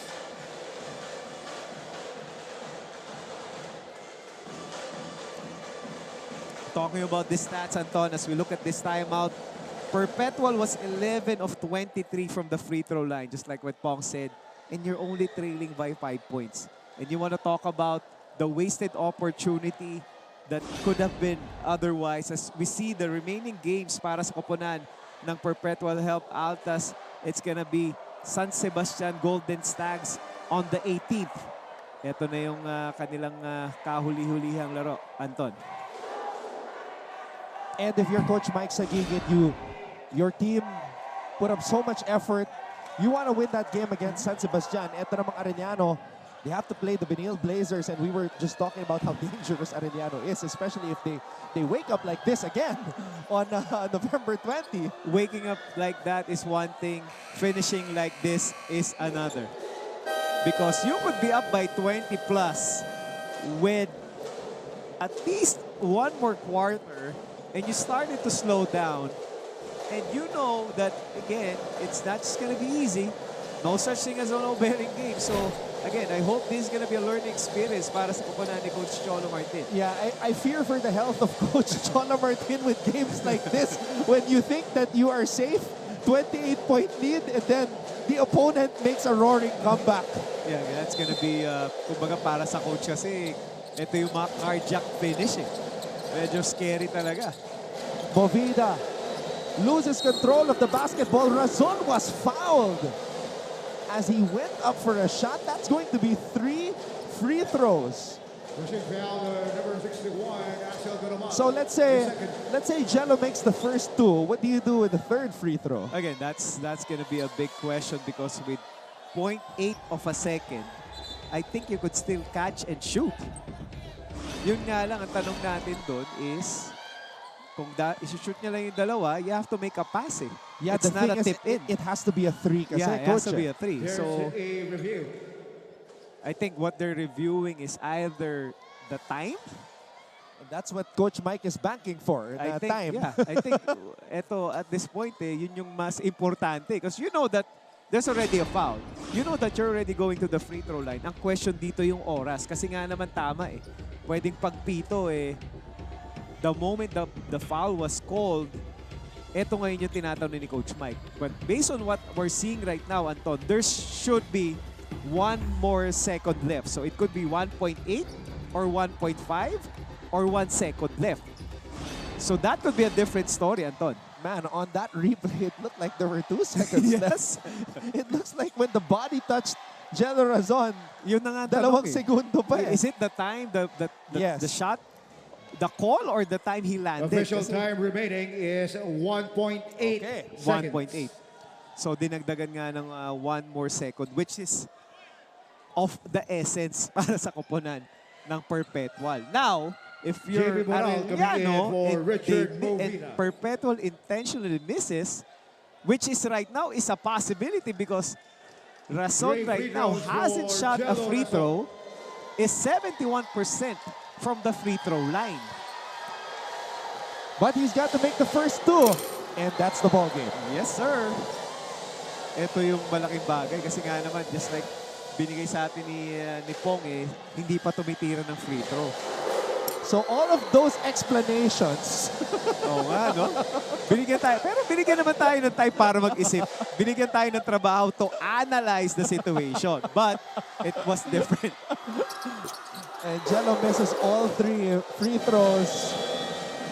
I guess you could say too little too late at naubusan na ng gasolina ang Perpetual para naman kay Coach Cholo Martin.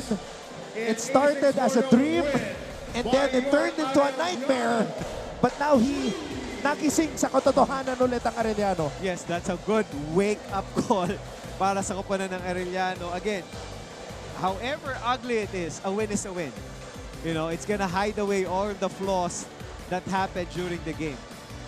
They'll take it. They'll take the win. And we had some historical performances today. Shane Menina, 25 points, his best game in an Arellano uniform. This is going to be, looking at the team standings right now, Arellano, they have 2 more games after this. So meron pa 2 laro for Arellano, si Shane Menina. But right now, congratulations to them surviving the comeback of Perpetual, 86-81, as they sing their alma mater hymn.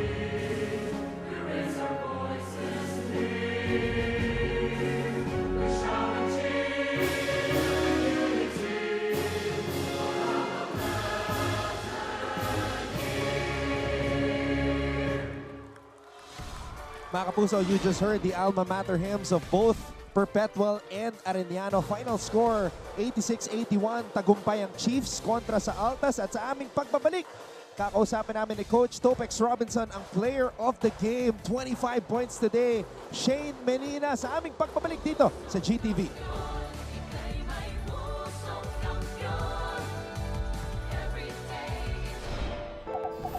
What is climate change? Because information is crucial, we're giving you all the facts that you need. Anong mga lugar sa Pilipinas ang COVID-free? Introducing Need to Know, a weekly explainer series from GMA News and Public Affairs. Here's what you need to know. Here's what you need to know. Here's what you need to know. Watch Need to Know, available on GMA News Facebook page and our YouTube channel. Looking for news and latest information? Yung pala almost more than a minute na pala ako hindi humihinga. Watch GMA News and Public Affairs. Stand for truth. The digital newscast where you can find the biggest stories of the week. Binabaril kami talaga pag nasalaot kami. So kami, ano ang laban namin doon? Dalawang ranger po namin ay pinagpuputokan po ng baril. In-depth documentaries on issues, special reports, and analysis on local and global affairs. Mga kapuso, nakarating na tayo sa dulo ng ating laro. Arellano tagumpay kontra sa Perpetual 86-81. At gaya ng sinabi ko kanina, kasama namin ni Coach Topex Robinson, player of the game, Shane Menina. 25 points, 7 assists, 5 rebounds. Kanina nag-usap tayo, tinanong kita, Shane, sino ba yung nag-graduate dito sa Arellano? Sinabi mo sa akin, ikaw lang. So, nung nalaman mo na, okay, last 3 games ko na lang to sa NCAA, magpapakitang gilas ako. Yun nga, ginawa ko yung opportunity na swerte ako kanina eh. So, yun, tira na akong tira kasi wala na, last 3 games na, wala na ako sa college. Kung next year, pwede pa. Pero Shane, sinabi mo nga tira ka ng tira, but hindi mo alam, you also help out because hindi ka lang tumira, but you also dish out a lot of assists. So is it something na talagang you made sure that you're gonna get your teammates involved? Yes, Coach. Kasi point guard ako eh. Tapos isa ako sa veterano sa team. So need ko i-lead. Hindi lang sa scoring, pati rin sa assist. Yun, Coach. Okay, ito Shane. Nagtataka kami ni Coach Topex Robinson kasi first 3 quarters sinasabi namin ang ganda ng gising nitong Arellano. Sa 4th quarter, ano ba nangyari? Nabuhay itong Perpetual, 8 points lang yung na-shoot nyo. Ano ba nangyari doon? Yun nga, nag-relax kami kasi tambak na sila eh. So parang amin na to kasi wala nang oras. 4th quarter na, tapos yun yung mali namin. Nag-relax kami sa defense, offense, pinabayaan namin, tumitira sa 3 points. Ayun, nagkamali kami. Bad ending namin sa laro kanina, Coach. Yeah, in preparation lang, let's talk about naman your upcoming games. Meron pa kayong 2 games, no? Meron pa po. Shane, so isa sa mga kakalaban nyo doon is yung CSB. Which is, kumbaga, isa ba yun sa mga bagay na gusto nyo gawin manggulo na lang kayo doon sa ibabaw? I don't know, or you really wanna do well? Kasi nga naman especially sa'yo, Shane, last 2 games mo na yun para sa iyong college career. Yes, Coach. Gawin pa rin namin yung best namin every game. Dapat manalo kami. Tapos, para maganda pag-exit ko, Coach. Para hindi pangit yung pag-exit ko. Dapat every game, all out kami. Alam mo, Coach Topex, naalala ko pa tong si Menina nung unang pumasok sa NC, season 91 pa yon. 2 beses ka naglaro sa Final Four para sa Mapua. Kasama mo pa doon, Josan Nimes, Olwell Oraime, exhibiting coach mo si Atoy ko. Parang tagal na pero nandito ka pa rin kasama namin.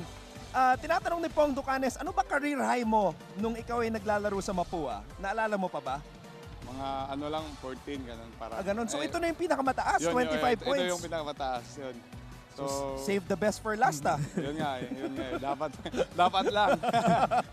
Kasi wala na. Yun po. Okay. Gusto mo ba na maging coach mo si Coach Topex sa professional? Coach, baka naman. Well, with your performance, kasi nga naman, alam naman natin na yun na nga, yung season veteran, yun nga, isang bagay that I really appreciate about you is yung stability mo down the stretch. I know it might have been different, kaya sinabi mo, aware ka dun sa naging mistake nyo, but you really guys did a good job. Thank you, Coach. Thank you, Coach. Okay, Shane, pagkakataon mo na para batiin lahat ng mga kababayan mo from Cebu na nanonood ngayon, sumusuporta sa'yo. Binabati ko sa taga-Talisay, Cebu, akong family, Menina family, akong Lola, Geleis, akong family diya sa Mabolo, then Boss Rapson Chua, Boss Clement Gotong, nag-supporta sa ako since day one. Then akong anak na nagtanaw sa diya, si Zion, Akiyo, si Tanan, taga Cebu, akong Tanan, dagan kayo. Thank you sa suporta ninyo. Ising ingani among standing. Last 2 games, ha? Shane Menina, Belial versus EAC. Okay, congratulations. Aling player of the game, career high, 25 points. Puntahan naman natin ngayon si Julia Ong, nakasama ang backcourt partner ni Shane Menina na si Axel Doromal. Anton and Coach Topex, kasama ko nga ngayon ng another big performer na si Axel Doromal. So Axel, first of all, congratulations for your big win today. Thank you. Kakabanggit lang ni Anton and Coach Topex na yun nga yung tandem nyo ni Shane Menina. Nag-work na naman siya for this game. So anong masasabi mo sa duo nyong dalawa? Sobrang saya ko lang na nanalo kami pero yun nga, hindi kami satisfied sa panalo kasi sobrang laki na sana ng lamang tapos na nahabol pa. Yun nga, it feels really great na nakasama ko si Shane. Sobrang sarap niya kasama and yun nga, grateful ako na naging effective yung duo namin. Nabanggit mo rin yung naging run ng Perpetual nung 4th quarter. May I know kung ano yung tumatakbo din sa isip mo nung mga time na yan? Ang tumatakbo lang sa isip ko is gusto ko talagang manalo. Sabi ko nga sa kanila, wag lang ma-pressure. Na humahabol na yung Perpetual and yun, wag lang ma-pressure. Sana hawakan lang nila yung bola kasi malaki yung lamang namin and yun nga, naging effective naman yung yung last time out namin na yun nga, nag-rally na yung Perpetual which is nakatawid na kami nung mga late part na. For you, Axel, ano kaya yung lesson learned nyo for today's game? Yun, lesson learned, siguro hindi masyado maging complacent sa laro kahit malaki yung lamang. We need to still effort and tsaka yun, mag-isip ng tama. So, Axel, that's all my questions. May mga gusto ka bang batiin? Go ahead. First of all, binabati ko yung dad ko. Belated happy birthday sa kanya. And sa mga kuya ko, si Kuya Daryl, si Kuya Noy, si Ate Sela, and si Tita Lota. And sa Doromal family, sa Salamanca family, sila Mama Grace, Mami Joy, sa Torda family, and sa mga taga Davao, sa mga taga Malita, and sa mga coaches ko sa Davao, sila Coach Miggy. And binabati ko din yung mga kaibigan ko sa Davao, yung ARC Division 1 and Division 2. And yun lang po. Congrats again, Axel, for your win today. That's all for now. Back to the panel. So from Cebu, pumunta tayo sa Davao. Shane Menina to Axel Doromal. Axel also had a splendid game today. Solid numbers coming from Axel Doromal, and he mentioned nga yung kanilang meltdown during the 4th quarter. So that's really gonna be something that they're gonna talk about in preparation for their last 2 games, Anton. And when we come back, mga kapuso, dito sa GTV, we will showcase a one-on-one interview between Martin Javier and Commissioner Tonichi Puhante regarding the incident that happened with Coach Egay Macaraya being ejected from the game when we come back right here on GTV.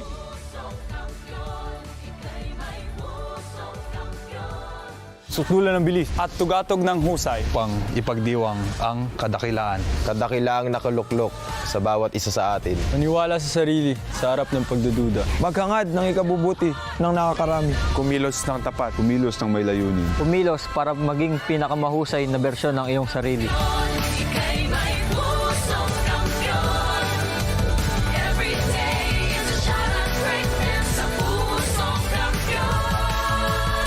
Achieve greatness every day.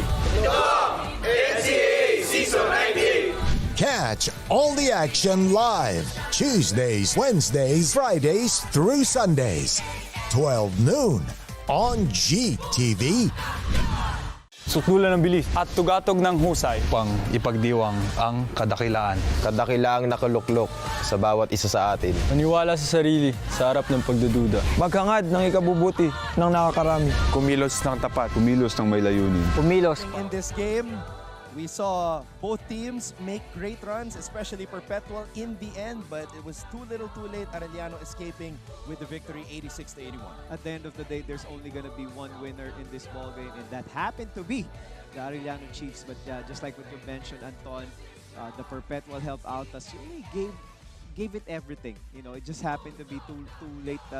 The hero for the players of Coach Mike Sagigin. But again, that was a good... It's something that the students, the fans that came here for Perpetual has something to talk about. Speaking of something to talk about, in our previous game featuring Benilde and San Sebastian, there was a commotion that happened which led to Coach Egay Macaraya being ejected in the game. Now, Martin Javier was able to sit down for an exclusive one-on-one interview with Commissioner Tonichi Pujante regarding what happened. Panoorin natin ito.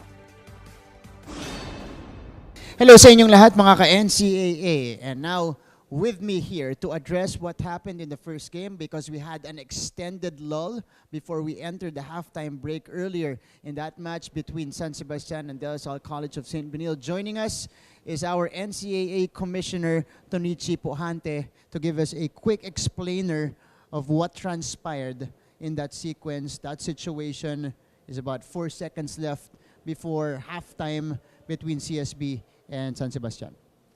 First, Martin, I'd like to extend our apology for what transpired. It's very unfortunate that it happened before the halftime break.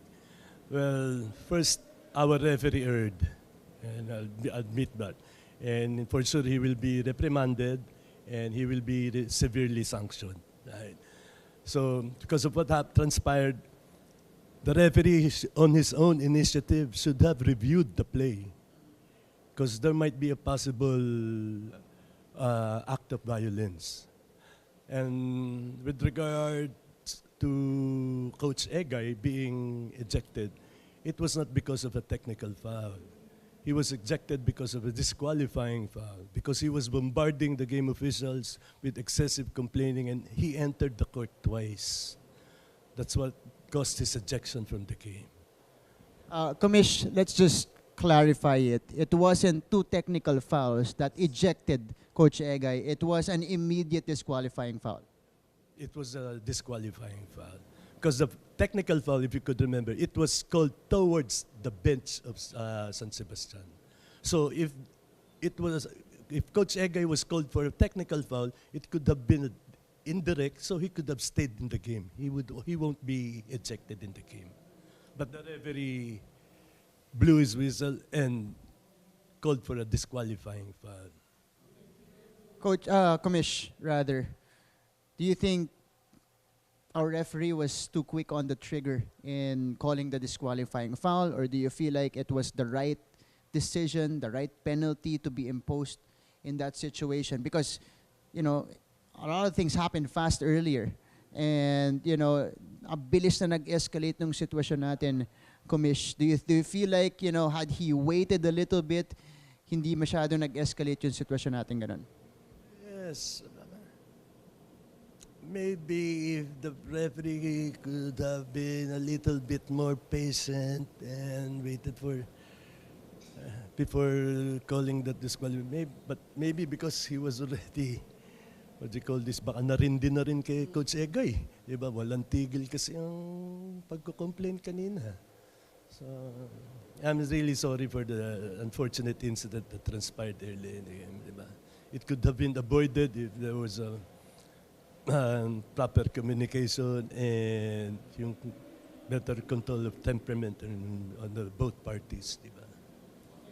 So, that's it for us here. Thank you so much to our NCAA Commissioner, Sir Tonichi Pujante, for, you know, addressing our extended lull earlier, the one that we were reviewing dun po sa laban ng San Sebastian kontra sa De La Salle College of St. Benilde. Commish, thank you. Thank you then, Martin. There you go, NCAA fans. I hope you got clarification on what happened with us earlier. Dahil nandito na si Commish na mismo yung nag-explain sa atin yan. Coach Topex, you were here watching the game when what transpired happened on the court. What are your thoughts after hearing what our commissioner just said. I just have, again, now I'm standing here as a coach. Yes. I think Coach Egay was signaling already for the play to be reviewed, which he has still that opportunity. Again, I would understand. Again, I'm speaking as a coach right now. If I was signaling review and I wasn't given the opportunity, which I still have, siguro kung wala na akong review, okay lang. I would understand yung binabagay. Again, I'm just speaking as a coach, but I was signaling it, but it wasn't given to me. So hindi ko alam kung what was stopping the referees of not awarding Coach Egay the benefit of the review, which eventually was overruled. Binigyan pa rin ng review, and then the call was changed.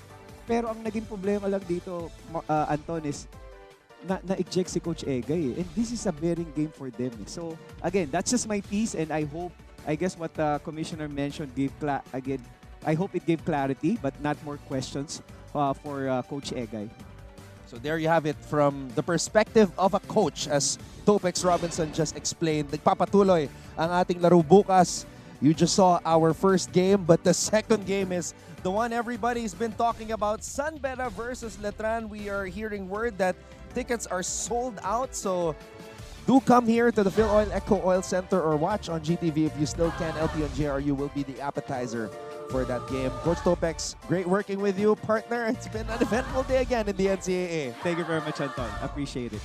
All right, on behalf of our director, Abed Ramos, our courtside reporters, Avia Zunich and Julia Ong, and of course my partner, Coach Topex Robinson, and all of us from GMA Synergy, I'm Anton Rojas saying maraming salamat po sa inyong panonood at magpapatuloy ulit ang NCAA Men's Basketball bukas dito live sa GTV. At tandaan mga kapuso, achieve greatness every day.